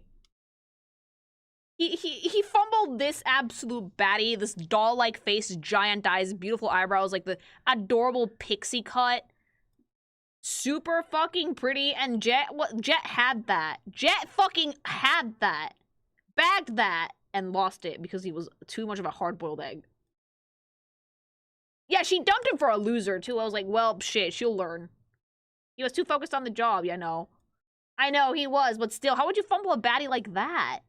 He fumbled it so bad. I'm sorry, Jet, you fucked up so much. Rint. Loser! Loser. Like, fucking beta. Like... This is the guy that, like, Elisa ended up with after Jet. Like, he had a good heart, but he was also stupid and a criminal, and Jet sent him to prison. Jet was, like, Jet had, like, a moment of pity. It was really good. I like his outfit, though, and I enjoy the 90s anime hair very much so. He's a fool, a complete fool. But you know what? If that's what Elisa wanted, Jet only sent him to jail for a little bit. He's such a boy failure. Yeah, but apparently that's what Elisa likes. The Fridge Monster. The best, the funniest episode in the... Look, if I'm gonna convince you to watch Bebop at some point, even if you already know, like, some of the story beats, please just watch it for Toys in the Attic. Hell, you can watch this episode with no context of Cowboy Bebop as a show, and it will tell you everything you need to know about the show. That's it. Ed ate this. Disgusting. Vile. Like, this happened because Spike left a lobster in the spare fridge for like a year, and it mutated a rat, and then everybody almost died. Moral of the story, remember to check the fridge. That immediately made me go downstairs and clean out my fridge. I'm not joking. Like, I was like, oh! It's a character-focused episode, and it has one of, like, the best visual gags I've ever seen. So, yeah, I would watch... the Fridge Monster's fucking hilarious. Watch that episode. Chess Master Hex. A character that made me simultaneously super happy and super sad, because he became friends with Ed, because apparently Ed is really good at chess. Bad guy, but here's the fucking punchline. Bad guy who made his plan 50 years in advance. It worked out perfectly, but it took 50 years for the plan to work, and he went senile and forgot about it. Like, that's it. But friends with Ed, so played chess with Ed. Whitney. I hate you! Whitney, you're a fucking... This is the reason why Faye is never gonna fucking pay off her gigantic debt. Okay? This guy is a fucking serial son of a bitch scammer who literally got an implant to make himself fat so he wouldn't be recognized. He faked his death to give Faye all of his debt. And, like, fucking asshole. The dipshit. I don't like him at all. Stomp him in the nuts. I think Faye did punch him in the dick, actually. Deserved. Jake gave up the bounty so Ed could finish her game. Yeah, exactly. Like, so Ed would have a chess partner forever. One of the most evil assholes in the show, bar none. Yeah, this is probably the meanest. Like, I hate this guy more than I hate Vicious, because Vicious at least has, like, a petty yaoi grudge. Whitney's just an asshole. Backles and Manly. I like these two, but I wish they had stuck around a little bit more and explained a little bit things to Faye a little bit more, because like Faye's actually like almost 70 years old. She was put in like cold sleep, and she woke up to this doctor and this nurse, but like they're also like con artists, so it's very likely that her debt is like void. They're very funny designs though, because it's just like an older dude and like the very stoic nurse, and that's it.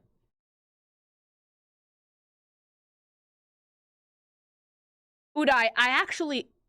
Wave, why is there a real person here? Wave, why is there a real person here that you drew a fake mustache on? Wave, you did Wave! This is the Netflix one. No. No, Wave, no, you would not, no. God fucking damn it, Wave. Let's talk about how fun Udai's design is, because he's actually supposed to be like a visual juxtaposition to Jet, believe it or not. Where Jet is more filled in and has a very kind face, Udai is like very scraggly, long, and looks very mean, very intense. And again, look at just the insane facial diversity of the cast of Cowboy Bebop, that you have characters like Jet, and then you turn around and have shit like Udai, and it's insane. Los pollos hermanos. And so basically, he's Jet's vicious. Yeah. Udai is Jet's vicious, actually. Yeah, indeed. Domino Walker. Oh, the Mushroom Man, I think. This guy was just around for like the Mushroom episode, and he had like a very funky design. It was really funny. Shaft. Shaft is like a 70s stereotype made into an anime character. Shaft was like an album cover for a disco fucking single that just gained sentience. And he was so fucking funny too, because he was carrying around the coffin that was like empty because his brother died because of the mushrooms of the guy before him that we showed in the presentation. And so he was like, you wanna know why I carry this coffin around? It's because you're going in it. And then a car ran it over and destroyed it. It was really funny. Coffee. Mama. Coffee was, yeah. Coffee is also a bounty hunter. She was in one episode, but her design was so bombastically sexy that I just never kind of got over it. Mommy coded, yeah. Would, yeah, I think everybody would, Coffee. Would you like a cup? I would like that with big milkies. Super sexy. Duhan and Miles. Now, Duhan and Miles, I would have put them in supporting, except they were only in one episode. Spike has a spaceship called the Swordfish, which is an incredibly sexy design for a machine, fun fact. And this is the guy who basically built it, and he gave it to Spike, and that's his assistant. And the episode is great. Go watch it. I'm not gonna tell you what happens, but they have really good designs, because like Duhan is like super long and square. It's like Spike in like 50 years, if he hadn't bit the big one, you know? Like big nose, really angular, brow ridge, a lot of good age lines. Mechanic, insane mechanic. And then his like assistant, which is just like a much younger, spunkier dude who likes to listen to like old-timey sports broadcasts. And also tries to like get him to put modern technology into his ships, and he's like, no! It's great characters. The vehicle reveal shot goes so hard. Yeah, watch this episode as well if you can, because it's just really, really fun. Did you almost triangle a machine? Dude, the Swordfish is super sexy. Mad Pierrot. This episode was so unnerving. Mad Pierrot, as a character, I want you guys to watch this, so I'm not gonna spoil it, but insanely unnerving. I spent the entire episode on edge because this character creeped me out so fucking bad. Like, it was incredibly creepy, and then like the end of the episode was like, oh no. It made me really sad, but it was one of the cases where like, something I didn't talk about when I talked about Faye, addendum, is that Faye is the perfect example of how to properly write a damsel in distress. Faye gets into shit all the time. Faye eats shit constantly. However, she also gets out of said shit by herself constantly too. Spike only really needs to save her ass once or twice, and she also saves his ass too. That's why I think they're such a good duo. But like, Faye is a great damsel in distress because she is a very competent woman who gets into trouble, but that's not all she is. Pierrot generally scares me. No, he should. Pao Meifa. Yes, Jet's other adopted daughter. Super cute. She kind of reminds me of like the girly pup in La Puta, Castle in the Sky, because of like the braids. She has great eyebrows, and I don't know if you guys can clock it, but She is like Chinese fortune teller coded. Great, cute little dress. I like that Cowboy Bebop's characters, their outfits range from super sci-fi to just normal people clothes.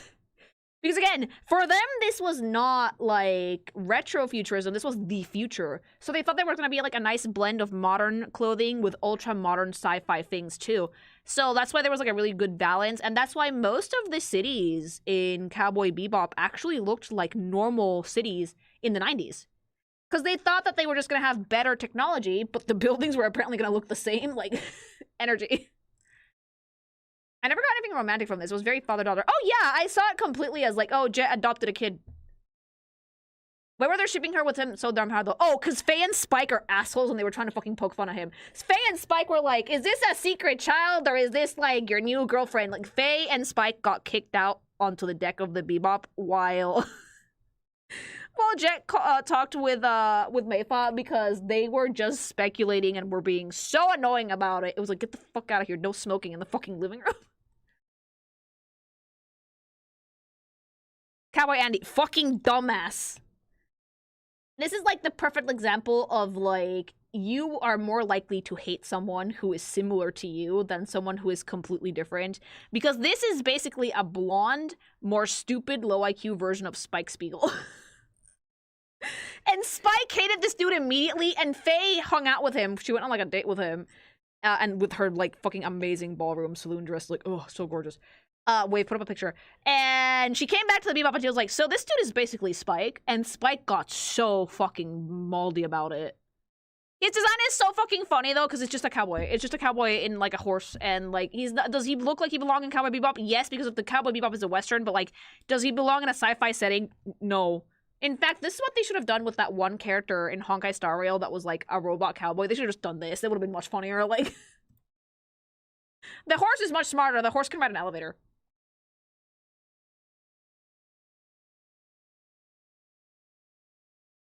Boot Hill? Yeah. Look at it. And then at the end of the episode, he's like, now I am a samurai! It's like, why are you like this? This is why Spike fucking... Yeah. He showed up in the movie, by the way. He was just there, chilling. Call me Musashi. This is one of the dumbest characters in this show, but we appreciate that.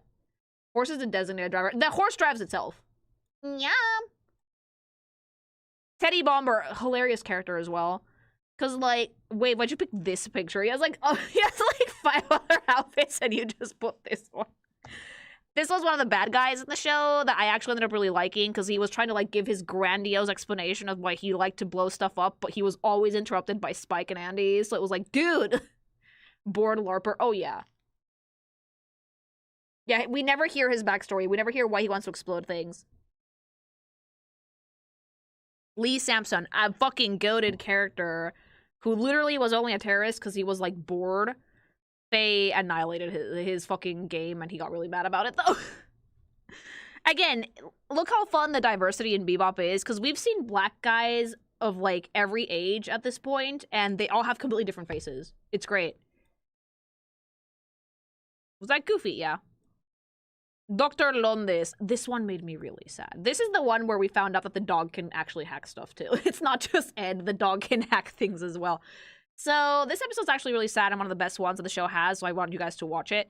But it's like a cult leader who's a projection. Let's call it that, without spoiling the episode. And the cult leader design is actually pretty sci-fi because he's wearing, like, weird, like, purple robes, and he has, like, the third eye, and the color scheme is, like, really extreme. But like he's meant to look off-putting like that on purpose. The cult? What was the cult called? The Scratch or something? Like... It was a Heaven's Gate reference. Yeah, it was definitely a reference to those cults like Heaven's Gate or the Jonesburg, the Jonestown cult. Yeah, Brain Scratch. It was a definitely very weird episode, but I think it's one of the best ones the show has. If you're gonna check it out, check out that one at least. Oh, Sina's Apple Deli is actually, this is Ed's dad. And this person beat Spike in a fight without moving from his spot. So this tells you the type of fucking, the caliber of woman that Ed is gonna grow up to be. He's a really fun character. He's like basically a meteor hunter. In Cowboy Bebop, the part of the moon exploded, And now Earth has a ring of moon rocks on it that constantly fall from orbit and land on the planet. So Earth is pretty much inhospitable above ground in Bebop. But he wants to make a map of it, so he just tracks down asteroids and like changes the landscape. He's really funny though, but not the best dad if you ask me, because he just left Ed in an orphanage so he could go do this. His color scheme is actually really similar to Ed's, because he has like the orange of her hair, the blue of her goggles, the green of her goggles is in his eyes, and he has like white and black as well. So, and same skin tone. So you can tell that they're related because they're both very wacky personalities. Ed is a woman. Ed is a girl. Her name is Francois. He's a hunter level dad. Yeah, he is. And he has unpaid parking tickets. Yes.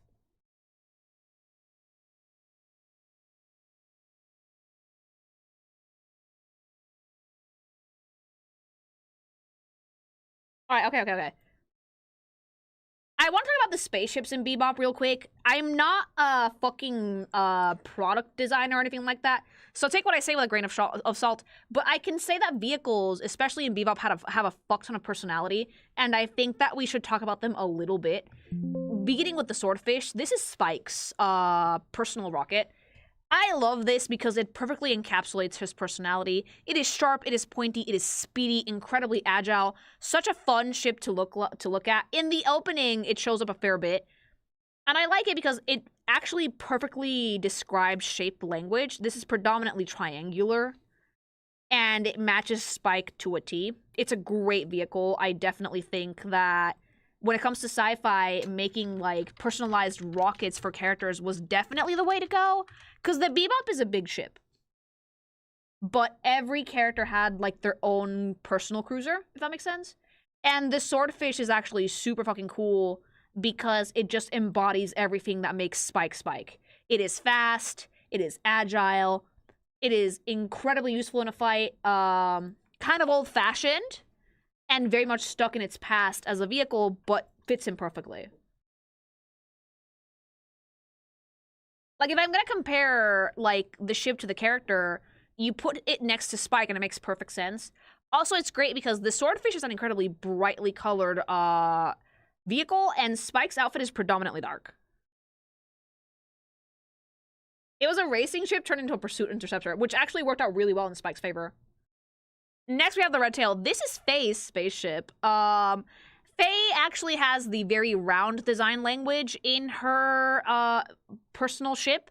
It's very sloped. There's no hard angles anywhere. It has 2 guns. It's like a little like round cabin. Most of these ships have round cabins, but they're like hidden in the chassis of the ship. Not Faye's. Faye's is actually out there. It actually is an inverted version of her color scheme. She has like the yellow pod and the red are accents, and the big purple, which is like the same color as her boots, is the main color of the ship. It's really cute, and it's almost kind of flirty in a way as a spaceship, so I think it suits her perfectly. It's also a very, like, tricky ship, I think. It looks tricky to maneuver, and very slippery. It's one of those ships that, like, whenever you see someone dodging projectiles in Bebop, it's usually Faye, which kind of ties to her very slippery personality, so it's a really, really cute one. A cargo lifter repurposed into a gunship. Stolen, probably, Faye. And then finally, we have the Hammerhead. This is Jet's ship, and you will notice immediately that the shape language for the Hammerhead is square as shit. Super reliable, super sturdy. He doesn't use it that often, but when he does, he drives it really, really well. It's, I think, the slowest of all of the personal aircraft that the Bebop has because it's a tow. I think it's almost like a tow ship, like a tow truck type of vibe. It has like a hook on the back. It can hook into things. And it's just an incredibly reliable ship. It always works when Jet needs it to.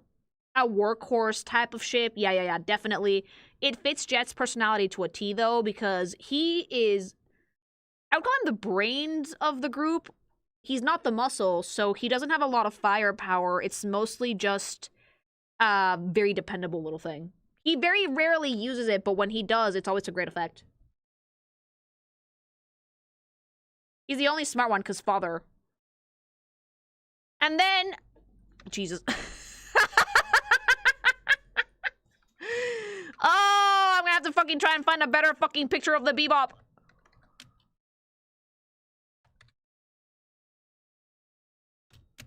Whoops, yeah. The only downside of working with animes this old is that you will not believe how difficult it was to get the reference pictures for all of this, because it was mostly screenshots from the show. So, be gone, small thing. Here's the Bebop. Now, the Bebop is a combination of all three types of shape language in the actual shows and the individual ships. You have the pointy nose of the swordfish, but it's a little bit more curved. Oh, I think I found a really good one. There we go. There we go. The pointy nose of the swordfish, the more, like, rectangular bits of the hammerhead, and then it has, like, little hook arms and little, like, sloped details like Faye's ship does. It's a combination of, like, all three characters. And also, it kind of looks like... The back of the ship kind of looks like the barrel of a revolver gun, which is, like, very cowboy, very Western. It's a much bigger ship than what it looks like, believe it or not. It can carry all three of those fighters, no problem. And even though it's such a big ship, the Bebop has a really small crew. Color scheme-wise, it's very, like, chill, like muted brown. It doesn't have anything super flashy, because it's just kind of like a normal-ass ship that they'd live on, you know? It's a space ferry boat, and it can actually float in water as well. And that is basically every vehicle that's in Bebop as well. The notable ones, at least, because I want to talk about them because they fit the characters really well. And that was, I believe, the end of the cast of Cowboy Bebop. Now, if you have taken anything from this, if you have not seen the show before, if you are new to anime, especially if you are new to anime, I would implore you to watch Cowboy Bebop. In fact, Wave, would you mind adding this to the start of the video? I'm gonna be spoiling shit in this, so if you want to watch Cowboy Bebop and you want to watch this video, watch Cowboy Bebop first. It'll be worth it. Trust it. Trust me.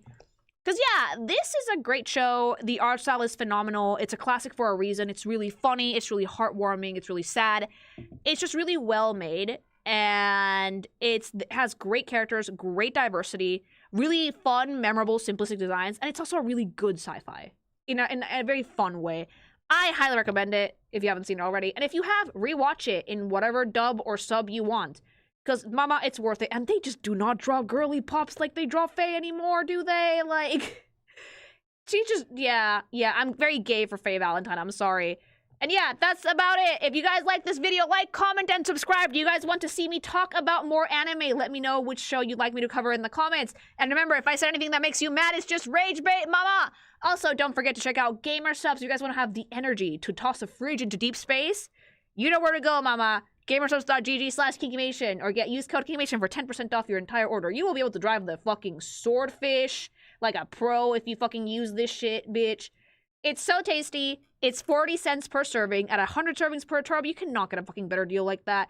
Don't be like Spike, who only eats like instant noodles. Get some gsupps. Get some energy in there. And please check your fridge. That's all I'm gonna say. Check your fridge. But use code Kinkymation if you get some gsupps. Any flavor. All of them super tasty and caffeine-free for every version as well. And with that, I think this YouTube video is over. You're gonna carry that weight, mama, and that weight of go check the fridge, seriously. And now we can actually discuss Bebop at length, I feel, because I think a lot of people have a lot of stuff to say about the show. I'm gonna turn supers back on. A thing to point out is how many colors are on each of the characters. Believe it or not, each character in Bebop has a primary color on them. Spike has blue, Faye has yellow, and Jet has red. With Ed being the odd one out. Thank you. Yeah.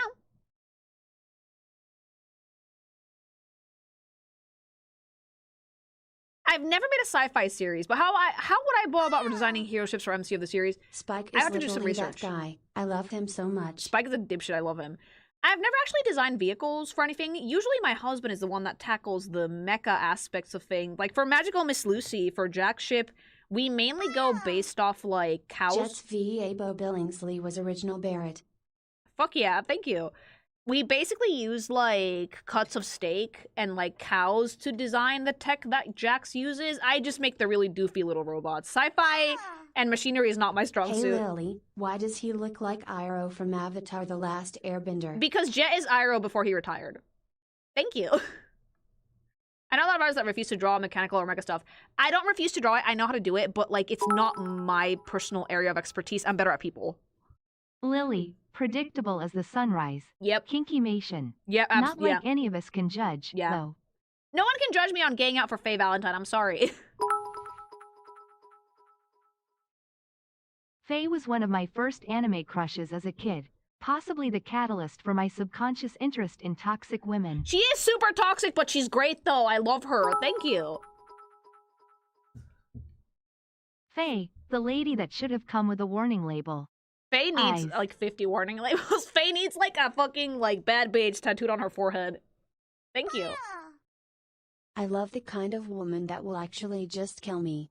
That's I'm actually not at all surprised that Spike Spiegel was the person who actually said this. Other bounty hunters, let's get rich. The Bebop, we need gas and food money. Yeah, because Faye gambles almost all of it away. And the low rose pants, which are wide open. BTW. Love those. Yeah, the low-rise pants with like the suspenders is like what makes Faye's outfit really sexy, and it's made of like a very shiny material too, which was not easy to animate back in the day. Thank you. Good toxic? Is that a thing? Faye's a good person. She just has some... Like any good human, she's morally gray. Same with Spike and Jet, honestly. Like, they all have their thing. Which is rare nowadays. Faye's the kind of woman that my mom warned me about, and I hope that she's right. Yeah. I'm not joking. I feel like a lot of shows and things are afraid of morally gray characters now. Thank you. Like, they're terrified of it. I don't know why. Most humans are morally gray.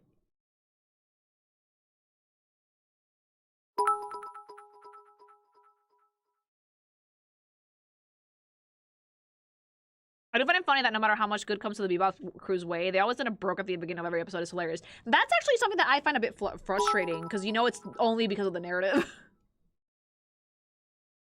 Harder to market? I don't know. I think people are just afraid of morally gray characters, which makes no sense to me, because most people are morally gray. It's kind of like with a lot of gachas, that if the characters aren't all, like, giga-likable, people won't pull for them. Because media literacy is dead! Are you gonna watch the Netflix live action show? I don't think I'm gonna put myself through that, but I'm gonna probably talk about it at some point. We're gonna compare the designs. Ed is a character that only works in animation. Only! Put her in real life and you got someone that you would not knowingly hang out. No, that's the problem with Ed, I think, is that Ed is like a noodle. And she's very childish and she's very cute, but like if you try and make a real person act like that, it's gonna just Ed make would you hack cringe. a Metal Gear for Thank the you. lulz. She would, actually. Thank you. Morally gray runs the risk of being unlikable if done wrong. But that's the thing, though, right? That's why it's morally gray. A morally gray character will be beloved by some people and hated by others. I think that writers nowadays want people to love every character. A lot of Spike's issues would have been solved if he would have just, resolved the sexual tension in his life. I know! Threesome! Thank you.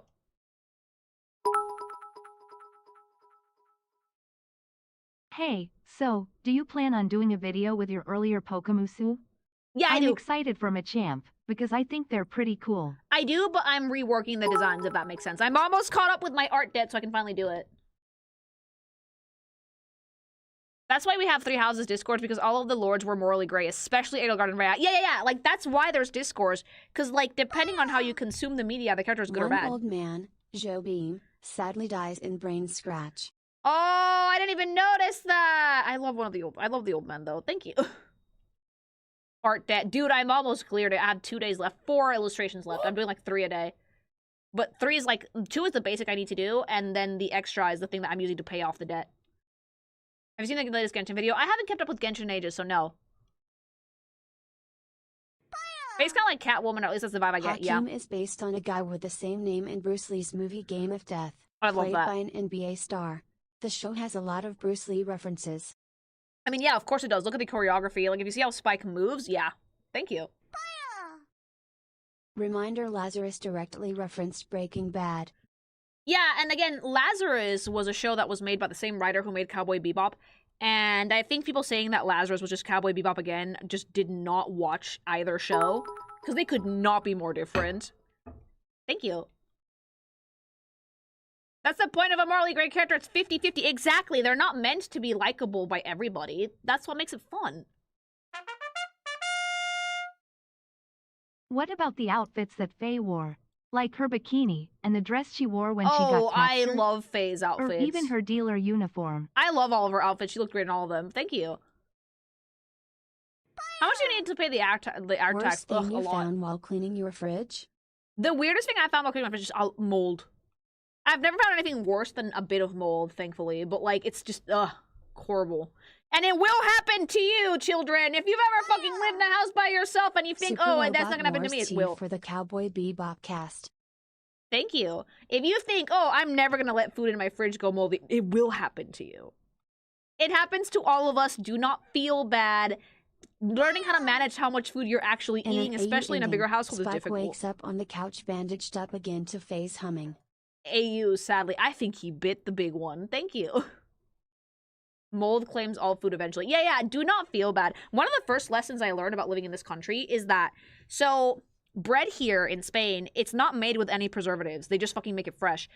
If you leave bread out in the summer, it's gonna go bad in like 3 days. It's gonna get moldy in like 3 days.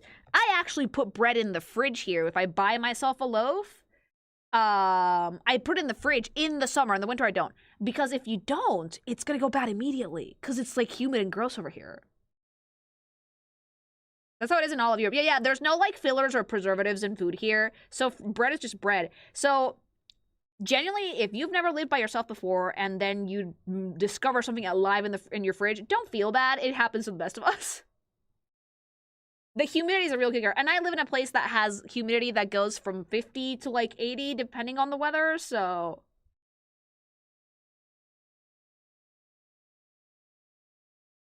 I'm 40, good lord, some of the stuff of mystical container in the back of the fridge is a colony of death particles. Dude, I've had that happen to me exactly once, and I was like, I don't want to open this Tupperware. I made hubby open it, and like, we just covered our mouths, and like, we're like next to an open window while we cleaned everything out.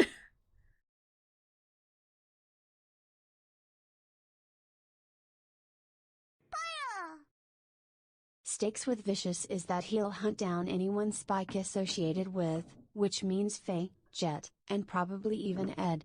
He died knowing they're safe. Yeah, he basically went to do that to make sure that everybody on the Bebop would be safe, because Vicious has no chill whatsoever. Thank you.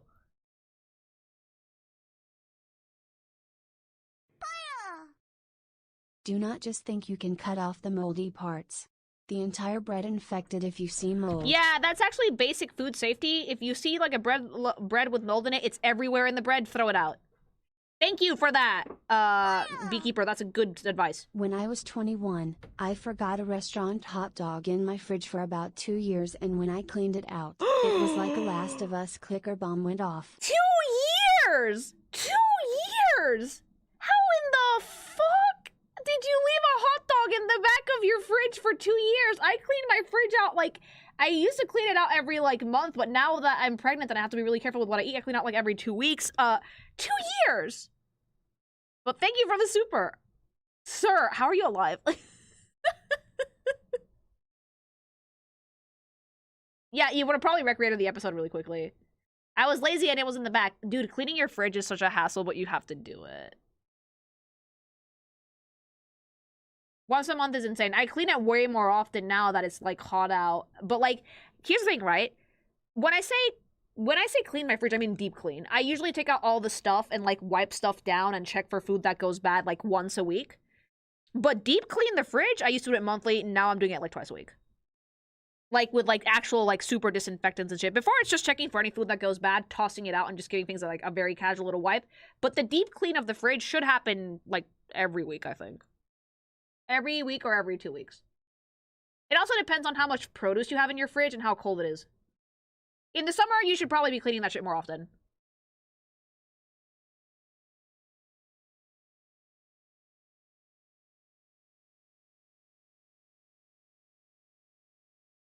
I also know how to sandwich in that clear plastic bag for a year. It was like a smoking green. Oh.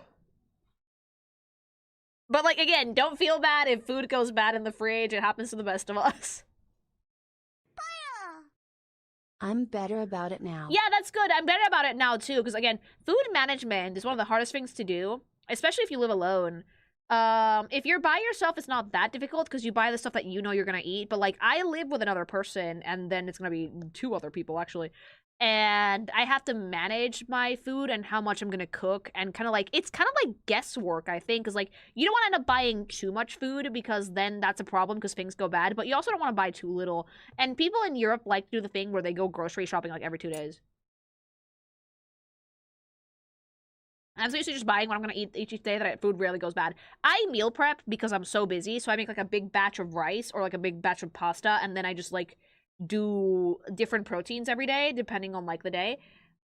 But sometimes, especially right now that I'm eating a lot more like fruit and stuff because the child fucking hungers, you catch things that kind of go bad. Like I lost like a little bit of watermelon that I had left over that I wanted to eat because I completely forgot about it. Like you just have to fucking check your fridge. Apples are a mess to manage because if one apple goes bad, then every apple goes bad. Apples do not last long in my house. Apples get fucking annihilated so quickly because I like them and hubby likes them.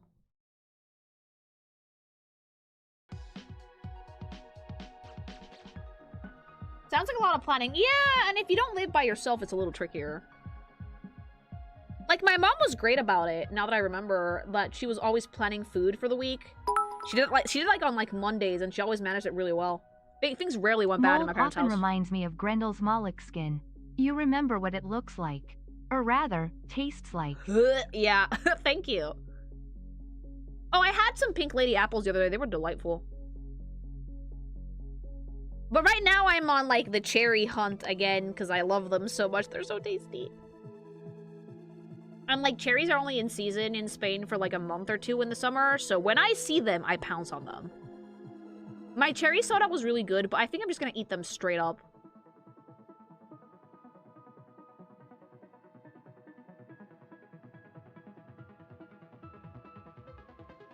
Phrasing, no! Beans and rice are my lovely staples. I need to prep a bunch of beans, but I have to actually cook them down, and that takes forever. You think that Vicious looks like Sephiroth? Only a little bit.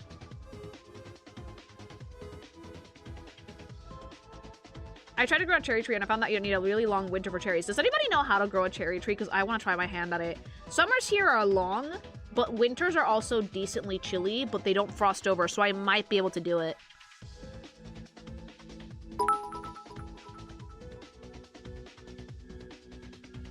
Cowboy Bebop.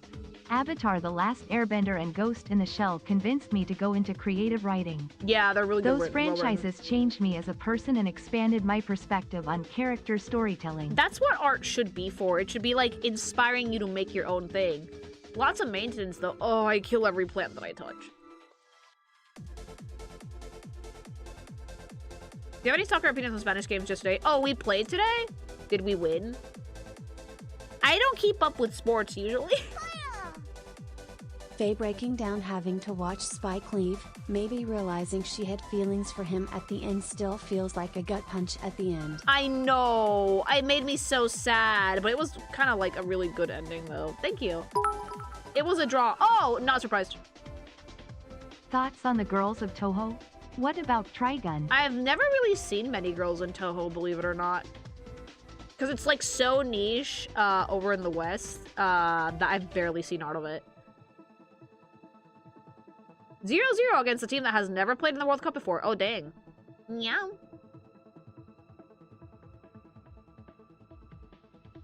How much is 45 degrees Fahrenheit? Trees take 3 to 5 years to bear fruit. Oh, I know. I think they're really pretty, though.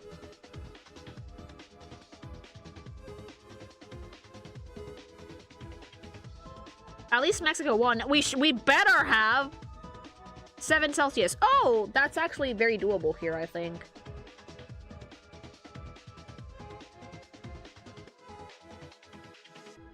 I think we have almonds and cherry trees here on the island.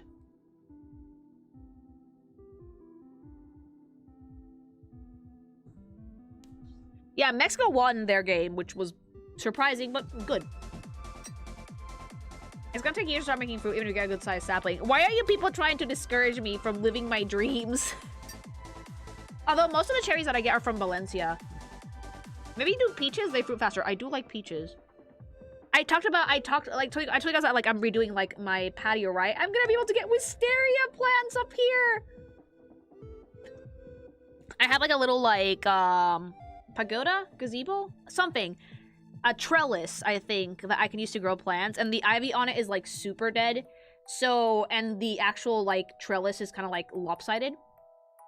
So we're gonna get rid of it. I'm gonna put up a new one, and I'm gonna put bamboo on it, and I'm gonna put wisteria plants in it because we're gonna put like a day bed underneath it. It's gonna be so pretty. And my fire pit! Plant bomb. Ha ha ha, plant bomb. I'm gonna get an automated watering system, mama. I cannot be bothered. Did you watch the most recent Victoria episode, Lily? I'm like 1 or 2 behind, I think. It's not bad, but I'm Membrillo TikTok took like 2 years in actual harvest. It was a lot because of a ton of carne membrillo, que rico. You're becoming a plant mom. Not so much because like I heal everything that I touch, but I want my patio to be super pretty. Unfortunately, I don't know if I could show it to you guys without doxing myself.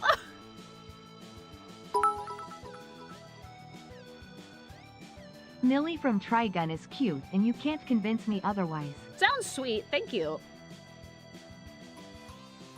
But yeah, it's gonna be super pretty, like, everything should get here near the end of July, and the wisteria is gonna take like 2 years to flower properly, but I can be patient. People will use the skyline to track your location. I would blur it, but yeah, I don't want them to track my location anyway. Best you don't show the outside of your house. It's mainly like the roof of my building.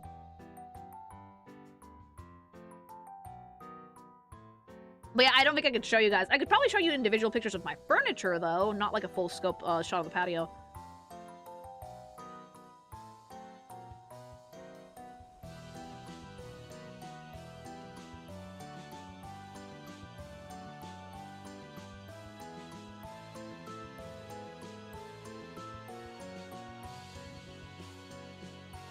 In 2 years, you will form a group of demon hunters, correct? I hope I can get some decent blossoms on that wisteria plant. Zoomed in plants, let's go. I'm really happy with the stuff we're gonna get for the patio. Is your building unique where it's easy to dox? Yes. I was actually like, because I got a package from Throne. I think, who sent this for my birthday? It's a rarity figure. I think it was Keel. Thank you, by the way, for like the Bishojo rarity statue. It's fucking gorgeous. I just got it today. And I was talking to Hobby about it, and I was like, I think I'm gonna have to shut the Throne down because half the stuff doesn't even ship out anymore. But the better thing to do, if I don't want to get doxxed and you guys still want to send anything, is I think I'm gonna get a P.O. box somewhere near Madrid, near where Spanish is at, and then Spanish can just mail me everything. Anything that's like, too big, I'll go pick it up, but anything that's like... I don't use to HUD up. I do, but I rarely use it because since it's American, it doesn't always ship stuff over here. But yeah, I think a P.O. box. I can't put a P.O. box on the island because it would make it very easy to track me down. So the best thing we could do is put one on the mainland near where Spanish is. I'll just give him the key and he can just bring stuff over if he visits or if I go, or just mail it over. I want something to put good proper canary maple syrup. My maple syrup went bad! Guys, nobody told me that if it's like hot and muggy and humid outside, maple syrup can get moldy. No one told me you had to refrigerate that shit. I'm so sad. I got so upset. Imagine unironically trusting Spanish over chat. I trust Spanish because like he's my editor and I know he would never fucking like give out my address. Thank you. Oh god, yeah, you need to keep it room temperature, please. But room temperature over here is like almost 30 degrees Celsius. I got so mad. I got waffles and everything, and then I went to grab my syrup, and I was like, what is that white shit floating on my syrup? Mold! I never even realized syrup could go bad. Neither could I, because in Mexico, the temperature is really stable year-round. Not here. Maple syrup goes bad? Apparently! What do you mean you don't refrigerate syrup? Because when I got it, it was chillier out, so we didn't need to. Canadian room temperature. Oh, fridge.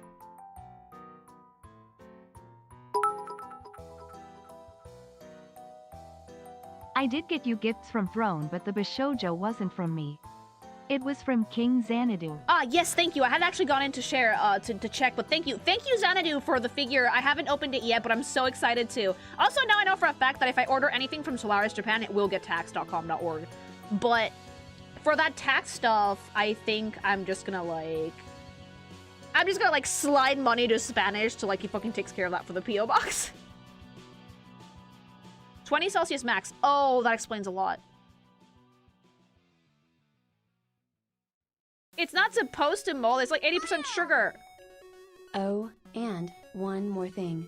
Please, when you get the chance, look up a picture of Millie from the anime Trigun. Trigun. I'd love to know your thoughts. Actually, I can look that up right now. Thank you very much for this super bee. That's super sweet. Thank you. I can actually look her up right now because we have a second. What man, you always refrigerate US syrup. You don't have to worry about that shit in Mexico, mama. At all.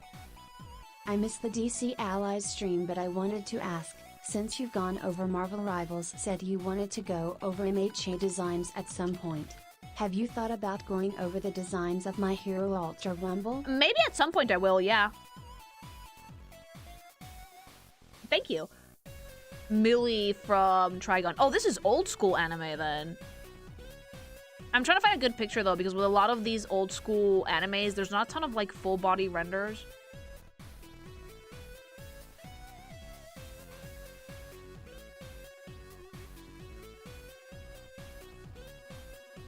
Syrup isn't like honey, Lily. It needs to be refrigerated. I've learned that lesson now.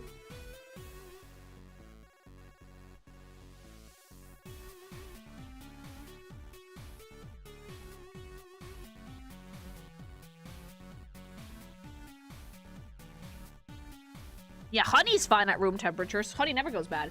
Okay, so I think I found her.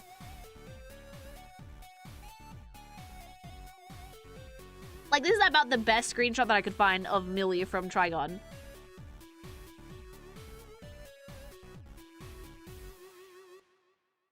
She's really cute, though! I've never seen this anime. I'm assuming it involves some sort of military shit, because there was, like, a lot of characters with guns, but, like, I like the big coat. She has anime girl hairbands. That's how she keeps cool in the summer. I love that stereotype of, like, old school character artwork in the 90s. She also has, like, the very much, like, we haven't quite done the really, really big eyes thing, but she still has, like, good cheekbones. She looks older than a lot of anime girly pops you see nowadays. Nicely drawn hands, too. It's also Western, sci-fi Western. I like her good color scheme. She looks sweet. She looks cute. She seems very tall, actually, now that you mention it, yeah. It's a Western. Oh, really? Fun. That's a big gun, actually. Decently sized gun. No cap. Like, she's like 2 meters tall, not more of. But she looks so sweet, though. She looks really nice. She's an insurance agent. Damn.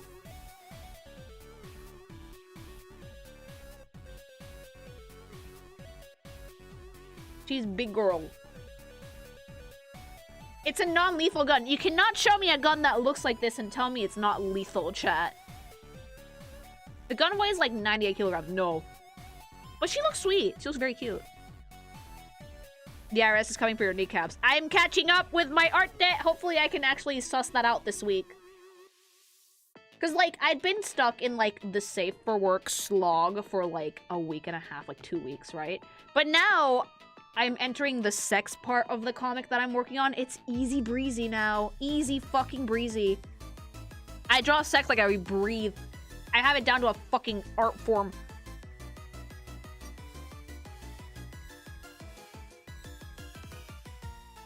She beats people with the gun more than she shoots it. Jesus.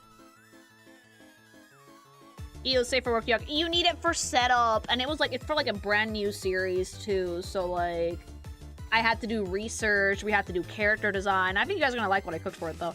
How fast can you draw a penis? I can draw a I've never timed it, actually. How fast could I draw a penis? Like, I'm not gonna show. I'm actually genuinely curious.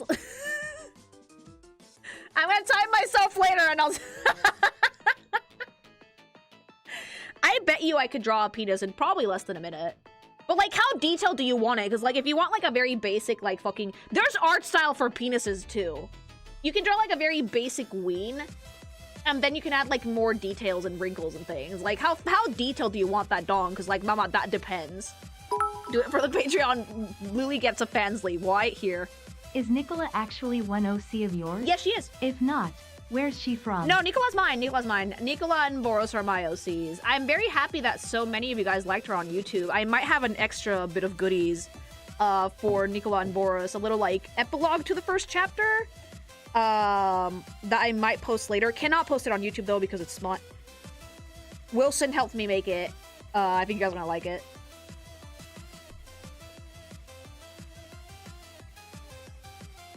Oni, yeah, I've been trying to make extra content for Guardian Nicola just for fun.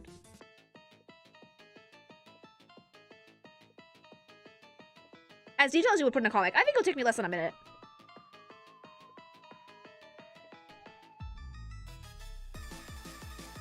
Nicola's adorable. I want to bite her. She is biteable.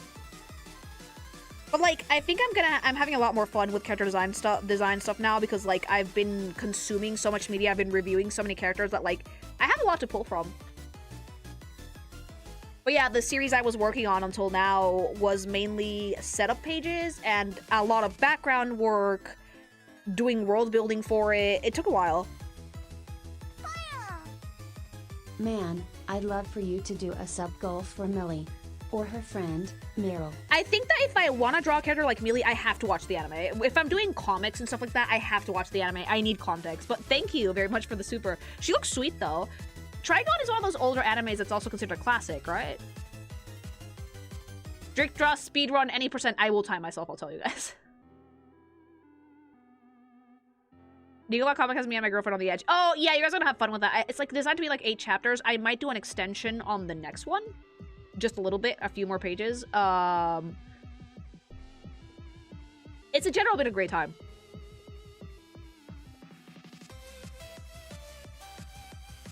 The name of the song that's playing in the background is called 2.0. I actually commissioned this from a musician for Lily Goth's character for my 2.0 debut. It's an eternal classic. Then I'll probably check it out. Like, hubby and I have been looking for classic things to watch anyway. Like, I appreciate the anime recommendations. I really do. Mainly because the anime club has a binge slot, although right now I left it empty so I could catch up, where it's mainly old anime. We have like the current stuff for every season, the best of the best, curated by Ubind, and then we have a binge slot where we watch older shows that have more seasons, and those we watch daily.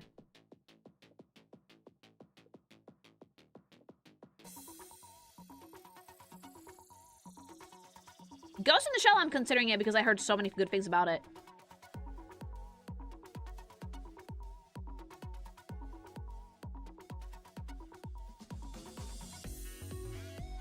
You have to watch Konosuba. I'm actually up to date on Konosuba, believe it or not. I think it's really funny. We're thinking about doing Steins Gate next, and then maybe we'll do Trigon. Hi!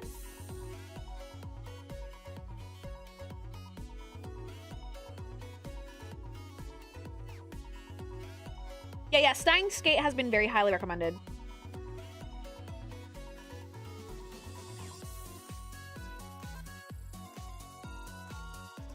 Konosuba was actually hilarious. I'm sorry. Konosuba is my favorite, like, isekai parody because it's just genuinely so funny. Like, no one has any chill whatsoever. I highly enjoy it. Urusei Yatsura. I've seen some of the old show for Urusei Yatsura, but I also seen the new stuff. Have you seen the teaser of the new Ghost in the Shell, Lily? No.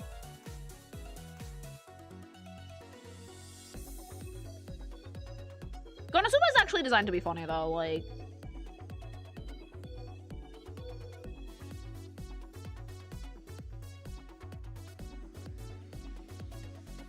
it's surprisingly funny, like sort of funny, not just anime funny. No, Konosuba actually fucking takes its comedy seriously. I'm sorry.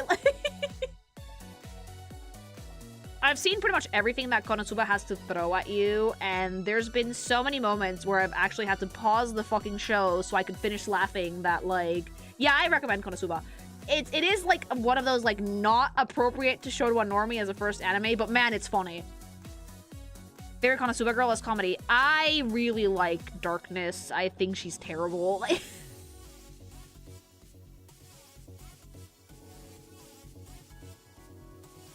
Darkness is probably my favorite girly pop because I find her... Because I can relate. I'm also a giant bottom. But I just find her very charming. Who's the best worst girl? Aqua is probably the worst one. But, like, it's just a party of misfits. Aqua's the worst one, but, like, she's so funny.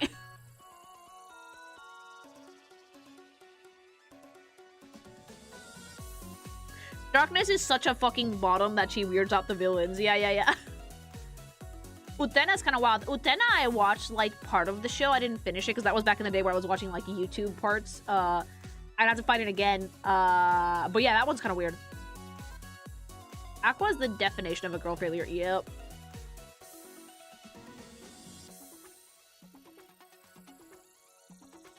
Any recommendations for magical girls that throw hands animes? I already watched Symphone Gear. Nanoha. Nanoha is the one you want. Nanoha is the magical girl that's like, let's be friends, shoots a laser at you, like. Kill la Kill, although I don't consider that one a magical girl anime. That one's just, it's just Trigger being Trigger. OG Pure Cure, maybe Cutie Honey?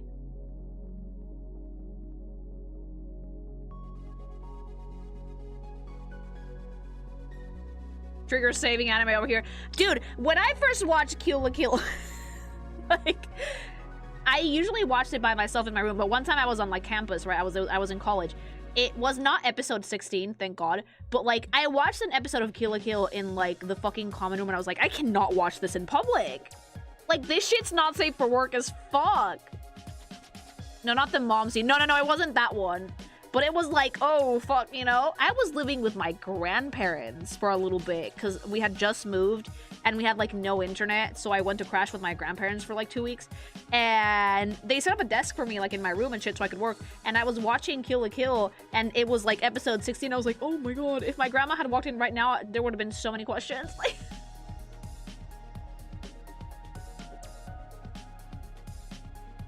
It was like, holy shit, you cannot watch this in public.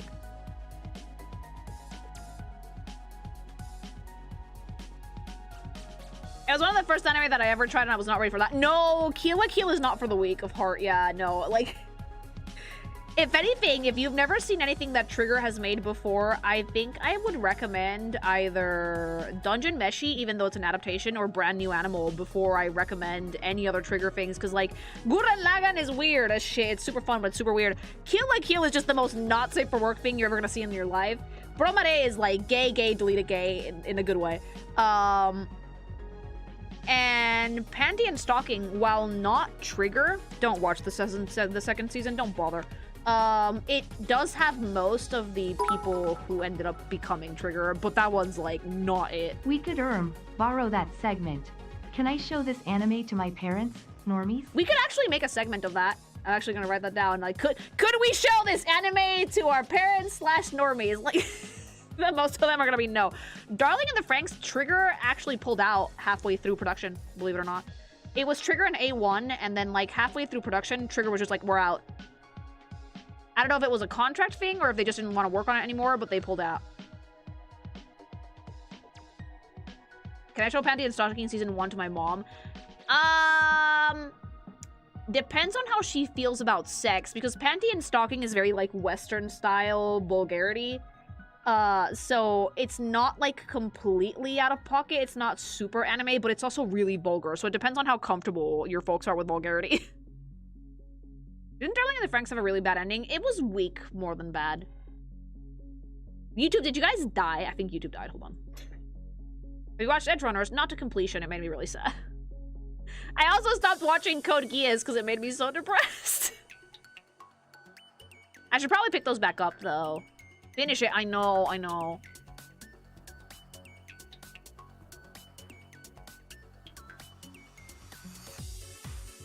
There's a poorly timed anime collection, perfectly timed sections for someone to walk in with you watching. No.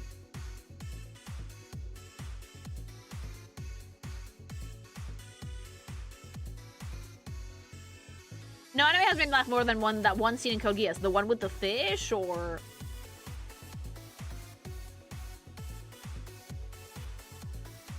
The table. Oh god, Deskun, yeah. A Google Doc Discord segment for anime you can show normies? I think Ranking of Kings is safe. It's so funny because I was talking about what anime you could fucking show normies the other day, and, like, half of the suggestions that y'all gave me were wildly inappropriate. I loved it.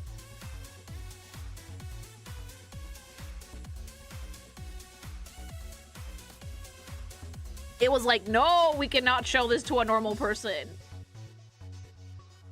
What do you expect from your audience? Honestly, that's part of what made it so fucking funny, though. Monster's not a really good normie anime. Monster has really dark themes, but I think it's watchable by normies, yeah. I read the manga. I stand by JoJo. I don't think you could show JoJo to a normie. Never do Bible Black as a first one.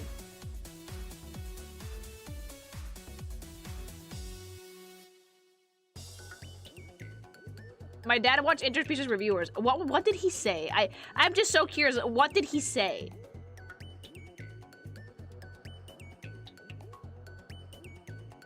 JoJo depends on how gay the normie is. True! It's pride. It's fine.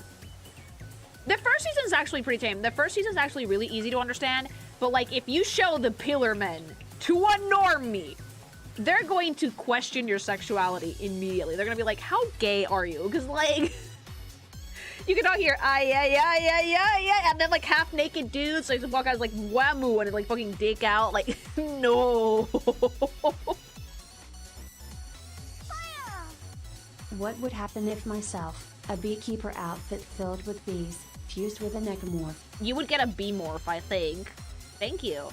Part 1 is normie friendly. Part 1 is more understandable. The more you advance JoJo, the less normie friendly it is. If you want to be fun, I recommend normie. Made in Abyss. Oh, no. If I joke around showing Boku no Pico, do I qualify for a veteran's discount? It's like fucking the most old school anime trolling to date. Oh yeah, if you want to fucking show JoJo to a normie, I guess you could compare it to pro wrestling and they would get it immediately. What about Madoka Magical? Let them get used to the anime girl, the magical genre first, I think. My favorite anime that I cannot recommend to anyone is Guyver. No adaptation has made it past 2 seasons, and the manga hasn't been updated since 2016. Sad. But it is the most biomechanical, ancient anime ever. See, here's the thing with Madoka Magica. If you don't have any context of magical girl animes, it's not gonna hit as hard. The reason why Madoka hit as hard as it did when it first came out is because most of us has had at least one magical girl anime under our belt, so we were expecting something, and the show completely fucking, rug pulled us, and was like, oh god. So if you don't have that context... Thank you for the bits, by the way. Yeah, if you don't have the context of, like, what a magical girl show is usually like, it won't hit that hard. I think Madoka needs to be saved until after you watch, like, Sailor Moon or Precure or something. Can you show No Game, No Life to a normie? No, immediately fucking disqualified. Incest. I can say a lot about JoJo, but none of it is straight, yeah. Show normies Grave of the Fireflies. Ironically, Ghibli movies are good intro points to anime. Which hat would work? Which hat would work? At least with all the parents, it could work because they had to watch Sailor Moon with their kids. My mom never watched anime with me. Like, when the TV was on and it was like cartoon shit, my parents were usually not around. Yeah, same thing with Eva. You need to watch just a lot of mecha shit before you can watch Eva. I think that you need to watch at least one Gundam.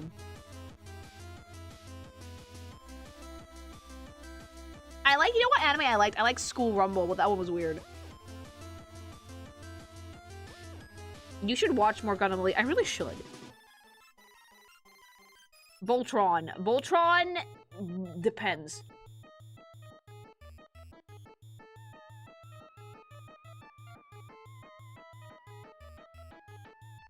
If only YouTube had an anime. No. Nichijou depends a lot on Japanese humor. Elfen Lied is kind of like Lost Rider. It's not really that great, but for a lot of us it's something of a guilty pleasure.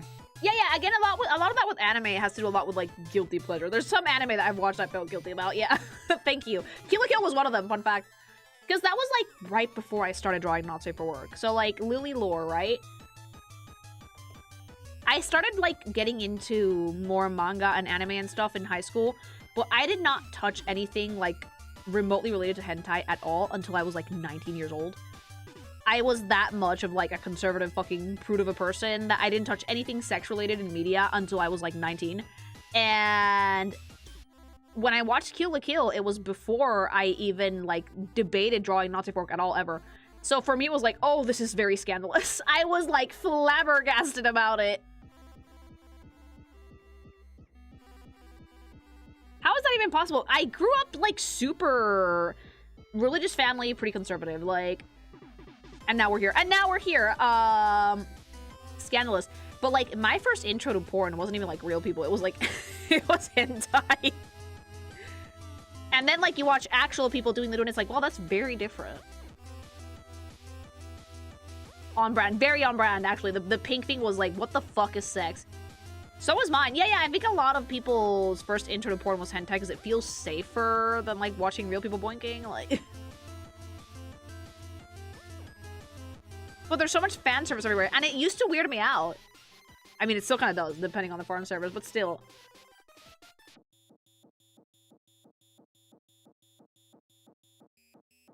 Internet repression does things to people is now a pink thing on the internet. What was the first hentai? I don't even remember. It was tentacle shit. Probably yeah, it was tentacle shit. Probably tentacle shit. I don't remember the specifics of it though.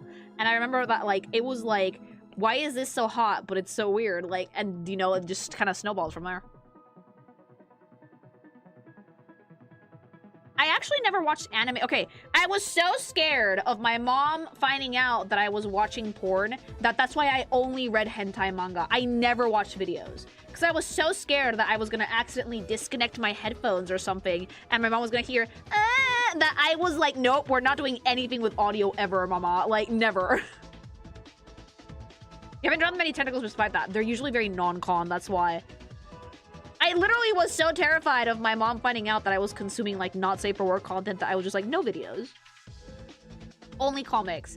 And then I would, like, wipe my internet history off my phone every time I did it. Completely, like, clean.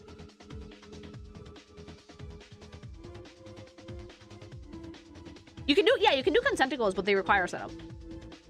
I was so afraid, mama. Like, now I don't care. Now it's, like, wet porn. Like... You probably checked your browser history at some point. Yeah, at some point, but like, I was like 19. At that point, you didn't fucking check my computer at all.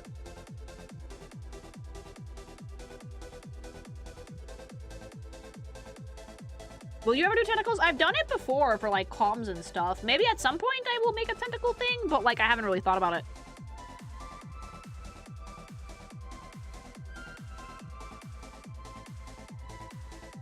I like consenticles though, those are fun. What's your favorite hentai to this day? Do I have a favorite? I can tell you which ones are not, but like... That voice, what was that? It was just good acting. Thank you. Euphoria. It's not Metamorphosis, I will say that much. That's the one that everybody has read and everybody has gotten traumatized by. I can't remember, because I've consumed a decent amount of it at this point, because partly for work, and partly because I just enjoy it.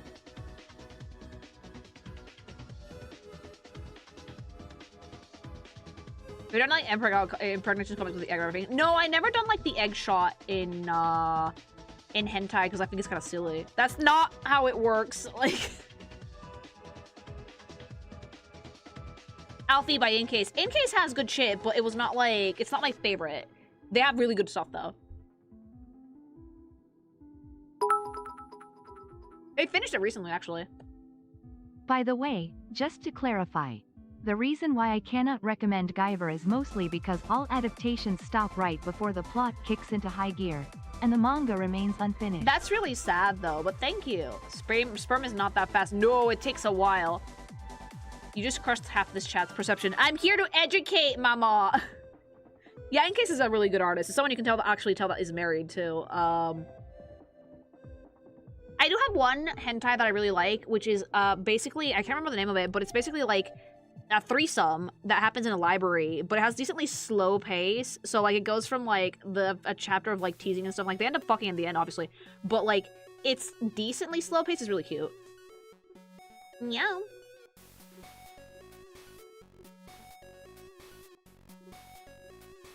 That Stellar Blade controversy made me understand why you quit Twitter. Oh, they're still going? Do you have any idea how little that narrows it down? I can't give you guys a name because I don't remember it, but like...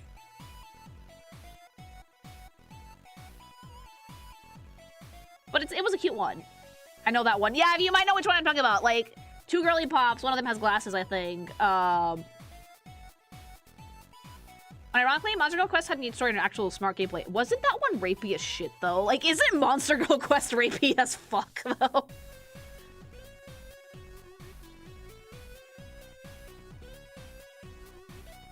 It's hilarious because they're not along the same lines as you would expect. What's the newest controversy with Celebrate? I haven't been on Twitter for a bit. Like, Hubby tells me some stuff. Is it the one where they say that, like, Eevee's face looks like a complete baby?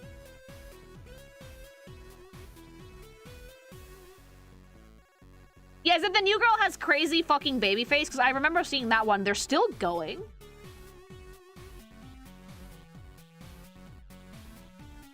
Of course they're still going.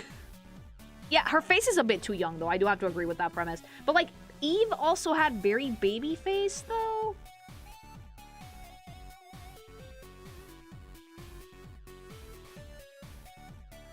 Also, Twitter has, like, no idea how fucking nuance works ever, which is another reason I don't use it, but, like, there's a difference between a younger face and a face that's designed for PDFers, you know? Like...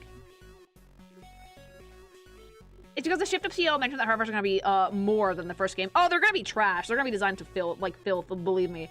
Like, I would only use the pilot suits in Stellar Blade because... And a few other outfits that were sexy, but they were not too much, because... I saw the miniskirt ones and I was like, oh my god, this is so cute. And then I started running and I noticed that there was like a hand, an invisible hand holding up Eve's skirt for you so you could see her ass. And I was like, oh well, that doesn't make me feel like a creeper at all. So I just used the pilot suits the whole game. Considering the lead artist is a massive AI bro, I have little faith. Yeah, the main reason why I'm thinking about not picking up the second Stellar Blade game is because there's gonna be AI in it. You guys know that, right? Like, for sure there's gonna be AI in it.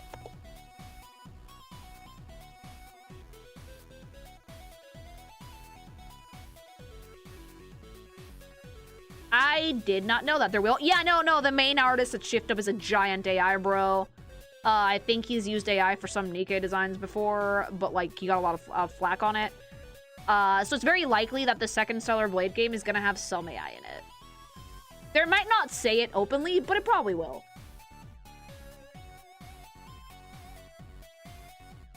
Like, we don't know this for a fact, but if they're pro-AI, why wouldn't they? Hi, Funny from YouTube. Hello! The Gen AI bubble needs to burst fast. Yeah, it's gonna take a little bit longer, but it will. How do AI dudes get so many jobs? Simple, because they think, because companies are stupid and they think that AI is the future and you need to hire one person to do 10 people's jobs. But that's actually not true, because it's gonna fucking annihilate everything. I mean, you're just a Nikke hater anyway. No, I'm not! Like, Wave, you say that as a joke, but people are gonna believe that that's real. No, don't say that. Like... I don't hate Nikke. I can't play the game because I want to be able to take the story seriously, but the jiggling asses make me laugh really bad. And I like 40% of the units of, like, the old roster, because they've added a lot more since then. But, I don't hate it. Like, the problem with the Nikke video was that, like, it was meant to be a roast that escaped containment. If I made, like, a character review on Nikke now, I would approach it differently.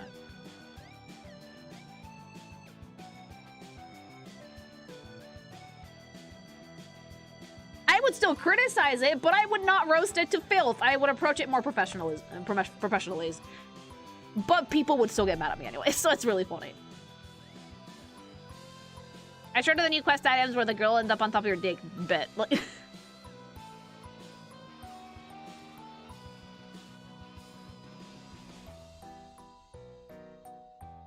People like a good roast until you're roasting the thing that they like. Exactly! It's not my fault that, like, fucking someone put it, the impregnator.com.org, put it on, like, the fucking Nikke subreddit. And I stand by everything that I fucking said. Like, all in good fun, it was a really fun roast, but, like, I'm not changing my mind. How would you feel if you made designs for a multi-million-dollar gacha game and people made fun of it? Oh, Wave, stop it, stop it. My husband does that shit to me all the time where he, like, Reddits me and he starts, like, fucking, like, arguing with me as if he didn't agree with me when I know he does agree with me. And it makes me want to throttle him every fucking time. Like, sometimes we're, like, discussing, like, the current Twitter drama or something, and he will take, like, the devil's advocate place of, like, the person that I disagree with to try and, like, fucking annihilate my argument, because he does that. He's, like, trying to teach me how to, like, be smart with my arguments and whatever. But it drives me nuts, and 9 out of 10 times I just want to strangle him instead. I'm like, don't do that. You don't actually think that. Do not do that. Your husband's a monster. Yeah, he has fun with that, though. Like, it does teach you to argue better, but, like, bitch.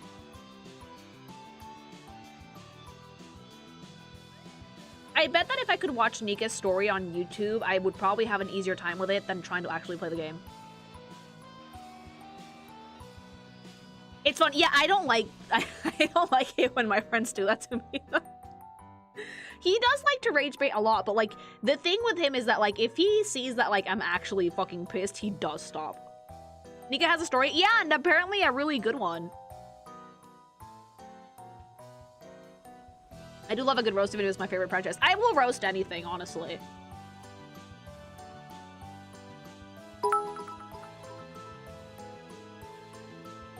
The Lil Arrowgay studio who did Taimon and Asagi have all of their characters, Game Star in their like 5 gacha games.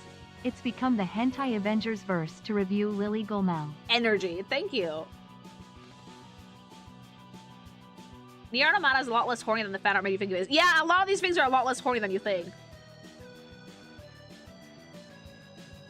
Please roast Fate Grand Order. See, here's the thing though, right? Here's the thing, right? I love a good roast, I do, but respectfully, gacha fans in general, not just for one specific game, gacha fans in general are some of the most fragile people that I have ever encountered in my life. I don't know why, but they are. They get mad at like everything. They're incredibly fragile, like everything hurts their feelings. It's like I'm rage baiting, I'm having a good time, I'm like doing a little roast, and like they're acting like I actively fucking spit in their eyeball, like Is it because of the sunk cost fallacy? Because I would love to roast the shit out of things, but like, you have to be really careful with these things, because some people don't get that as a joke. Gachas kind of encourage that kind of fandom too, it sucks. Yeah.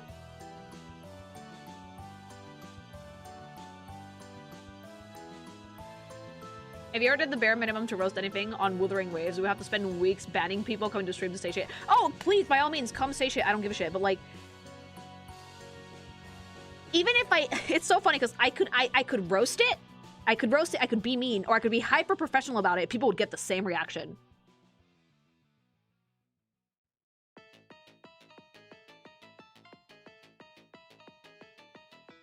I'm thinking about maybe covering Wuwa someday, but it would have to be the same way that we did like Limbus Company, where we get the best of the best, because Mama, I've seen the designs in Wuthering Waves, I'm not impressed. Like, there's very few that I actually really like, because most of them are just very bland. They're over-designed to filth, but somehow incredibly boring. I don't know why. It's really, really funny. I still think about the bamboozling you did with me with that topaz edit. I got rid of all of the holes and you didn't even notice.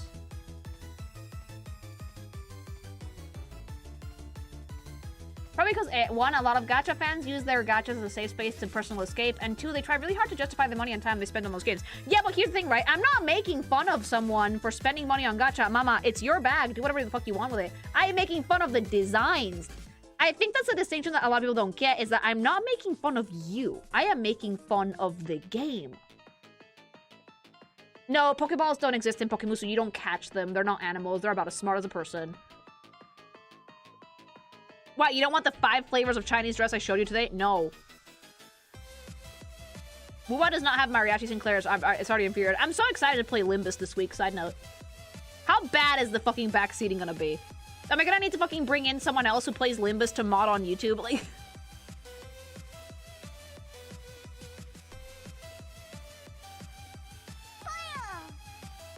Since the topic of gacha has come out, are there any plans to continue the Arknights reviews? I'll think about it, but maybe I'll do a best of the best of Arknights as well. Thank you. Oh, Spanish is ready to fucking gang. Oh shit, that's this week. Yeah. I should prepare a recruit form. If you want to prepare a recruit form and put in the server Spanish, by all means do so. I think it would be useful to have someone else on Limbus. Not so much for the backseating. I'm just gonna ignore the shit of it, all of that, but for the spoilers. If you make fun of something that someone likes, it could be said that you're implying that they have bad taste. Oh, yeah, except you have to fucking learn how to take it, though. People make fun of shit that I love all the time. I don't get that mad at it. Like, my husband calls me a trigger cocksucker, like, on the daily. I don't get mad. As a woman, I grew up with everybody mocking what I like. People gave me mad shit for liking the Twilight books. Am I ashamed of it? No.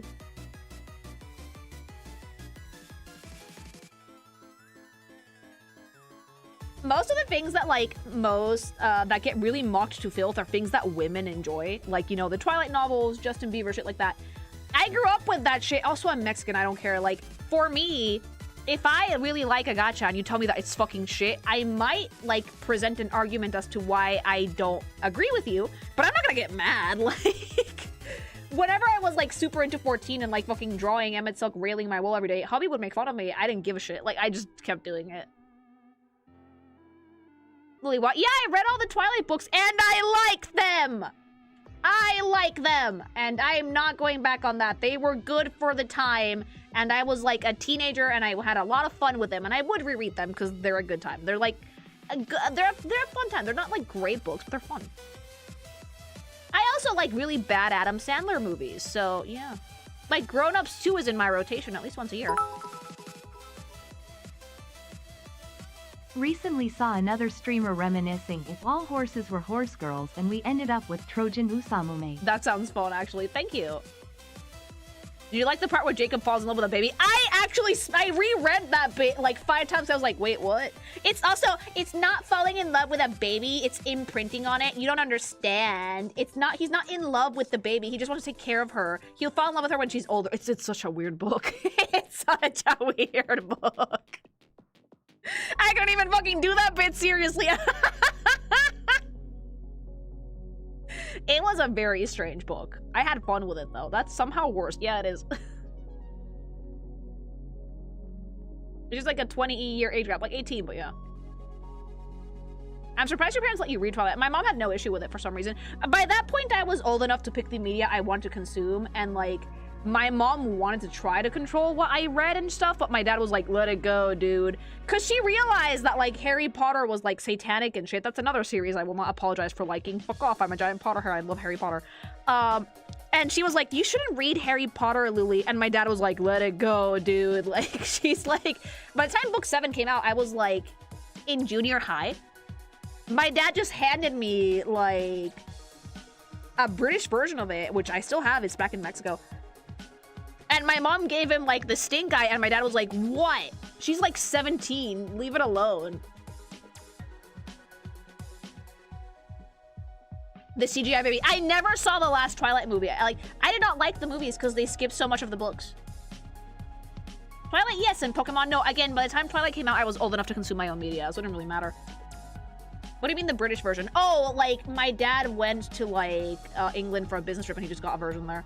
The covers changed depending on who was doing on which country that you got the book from. Your dad realized that you were gonna find one way or another to read it. Yeah, exactly. I was that person. I was that person that, like, if I didn't get if my parents didn't buy me the book, I would just buy it on my own, so. I read 2 of the Hunger Games books out of 3. Yeah, it's the covers and minor grammar. Yeah, exactly. Thank you. Joke's on you, I'm a Harry Potter hater since 2007. And that's also okay. Like, by the way, like, I am never gonna get mad if someone doesn't like Harry Potter. I will disagree with you if people say that, like, it's very mediocre. No, it's not. Like, they're good books. They're not for everybody. They're good books. But, like, there's a reason why it's such an international phenomenon. It's probably because the world building is very solid. That's like the main thing that I think makes Harry Potter stick to most people, is that the world building is super solid. Although I think that J.K. Rowling could have gone more into that personally. But yeah, things that people don't like that I like Harry Potter books. I don't care if you don't like them. It's fine. Like, I don't care if you make fun of them or whatever. Like, for me, I enjoyed them, and that's all you need.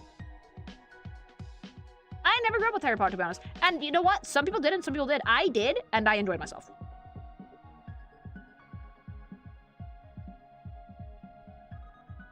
It's very good, but hate the author. Yeah, I think that's like the main thing, is like you can enjoy the books without like liking the person who wrote them. It's very well written. You just don't have to like the author if you don't want to.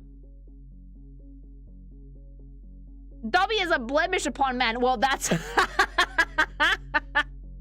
He is fugly as shit, though. You're right.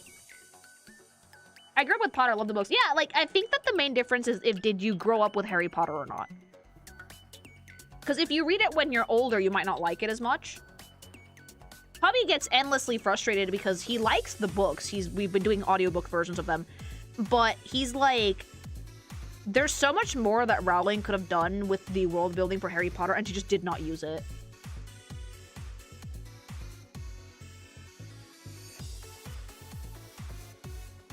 I read all the books when they first came out. Like, I read my first Harry Potter book when I was about, like, 8 years old. Did not get it. Reread it later when I was older.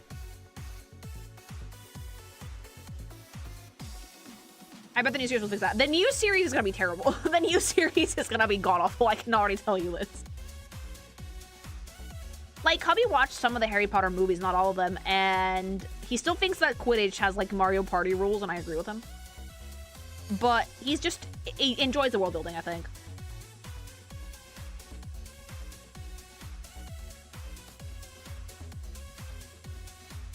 But yeah, it's really funny because, like, as someone who grew up with things that were constantly made fun of for other people, I genuinely do not get why it's so difficult to have someone not agree with you, make fun of a thing that you like, and just fucking brush it off. Especially, like, as a content creator. Mama, like, I'm used to that stuff at this point, you know? Daniel Radcliffe is really funny, yeah. It's a lost art. I think you just kind of have to learn to go with the flow. You'll be a lot happier that way. Social media doesn't help. Social media really doesn't help. And, like, that's one of the reasons I'm not really on Twitter anymore, because I just realized that it's a rage bait box.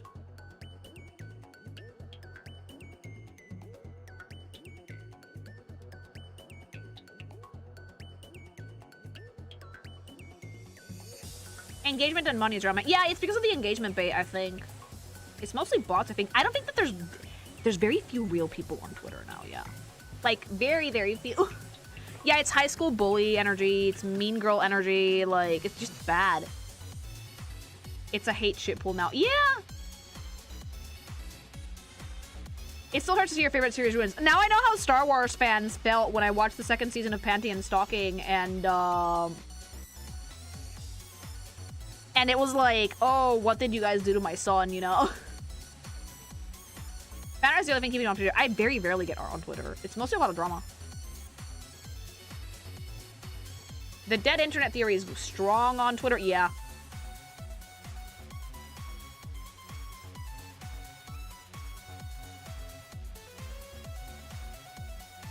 The Bebop Netflix and Halo show for me. Ooh, yeah, no, the Bebop Netflix might actually make me really mad. You're right.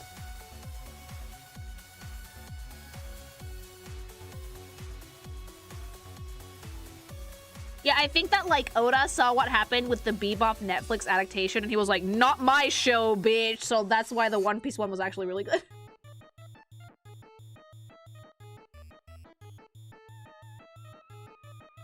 The same studio that Bebop, I know. Someday I'm gonna make you watch the EMC Season 2. Please don't make me, I don't like it. Oda is big enough that he can absolutely impose rules like that? Oh, yeah. I want to watch the One Piece Netflix show just to see how they did. Because, like, one of my main gripes with One Piece is actually the art style, so maybe with, like, real people, I'm gonna like it more.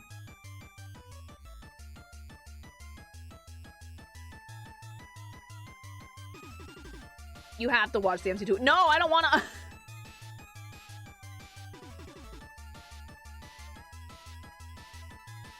I think that Oda handpicked every single actor. I mean, that's good. He did not sign that contract until he was allowed full veto power. That's what I would do. It's like, give me full veto power and not signing shit.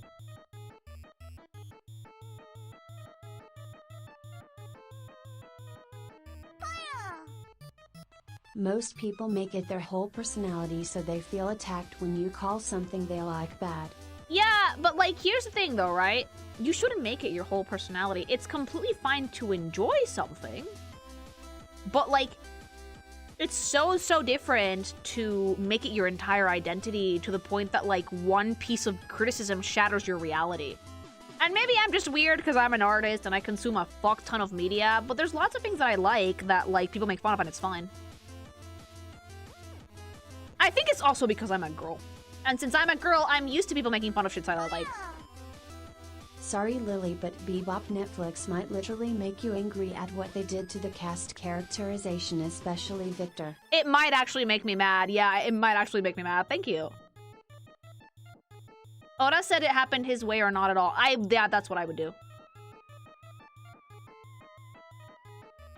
I like the early One Piece art style from the chapters that I've read. Because it's very, like, rubber hosey, cartoony, very fun. But, like, I think that, like, it kind of just devolved to be very samey in later chapters from what I hear. Emotional maturity is a power thing. Grow up as a woman, okay? If you want to learn emotional maturity, mama, go through life as a girly pop. Be a teen girl who likes anything that teen girls like ever. You will gain fucking skin of steel when it comes to people making fun of the shit that you like.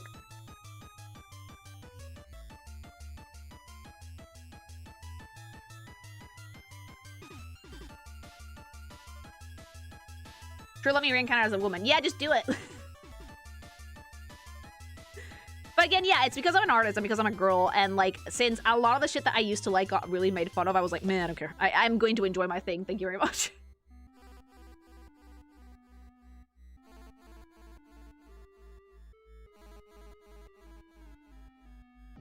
One Piece does actually get better as it goes, but yeah, the character designs. It's just the art style sometimes I don't love. But Lily, girls only like bad things. See, that's the thing. If the only thing I'm allowed to like is bad things, then fine. I like bad things. Eat a lemon. Like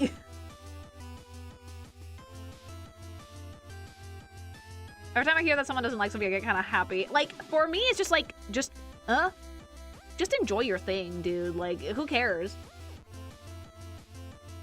People are still hating NT, and I'm here like, niece, no 50-50. Yeah, like, I don't like it, but I'm not gonna fucking give shit to anybody else who does. I had a sister on some of those Barbie movies. Slapped! Oh, dude, the Barbie movies are great.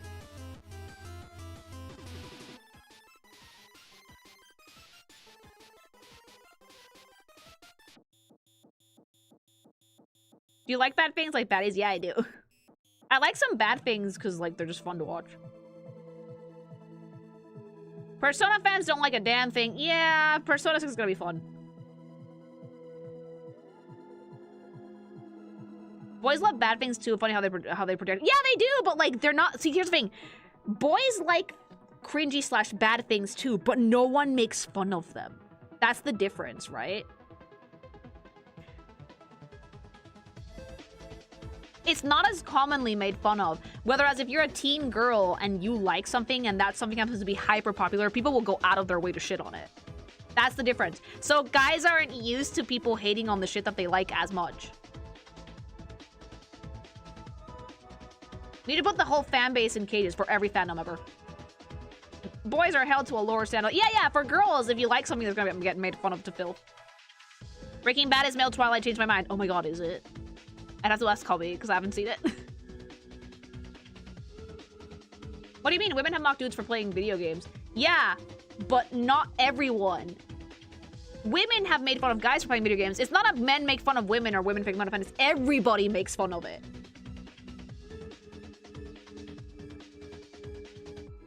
I've never said like a guy has never ever been made fun of, but usually when a teen girl likes something, Twilight and Justin Bieber being great examples, everybody shits on it.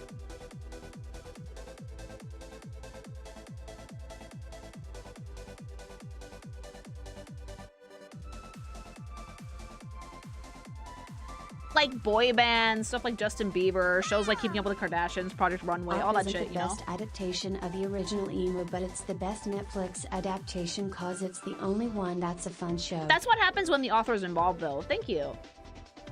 Stuff like that, it wasn't just guys making fun of it, it was everybody. Guys, other girls, especially like the pick-me girly pops in high school, adults, like... Whereas women giving guys shit for playing video games, well, yeah, that happens, but like not everybody gives people shit for playing video games. Especially not now. And like, for example, anime was actually something that was mocked very much in the past. Not anymore, but it used to be.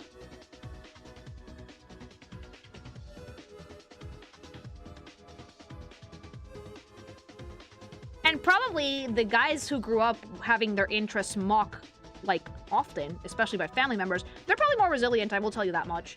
People who are not used to people making fun of their media are usually the ones that have a harder time. Not even just MLP. Yeah, MLP also. I think most bronies have like a tougher backbone than most people because they're probably very used to people making fun of the thing that they like.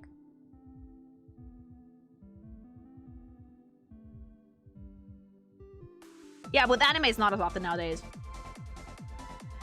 Oh shit, look at the time. Guys, I got a jet, but thanks so much for joining me today. I will see you tomorrow, all right? Have a wonderful evening. Go get some gsupps, use my code, and also drink water, go hydrate. I'm gonna go feed the dog and post some smut. All right? Bye, love you, bye.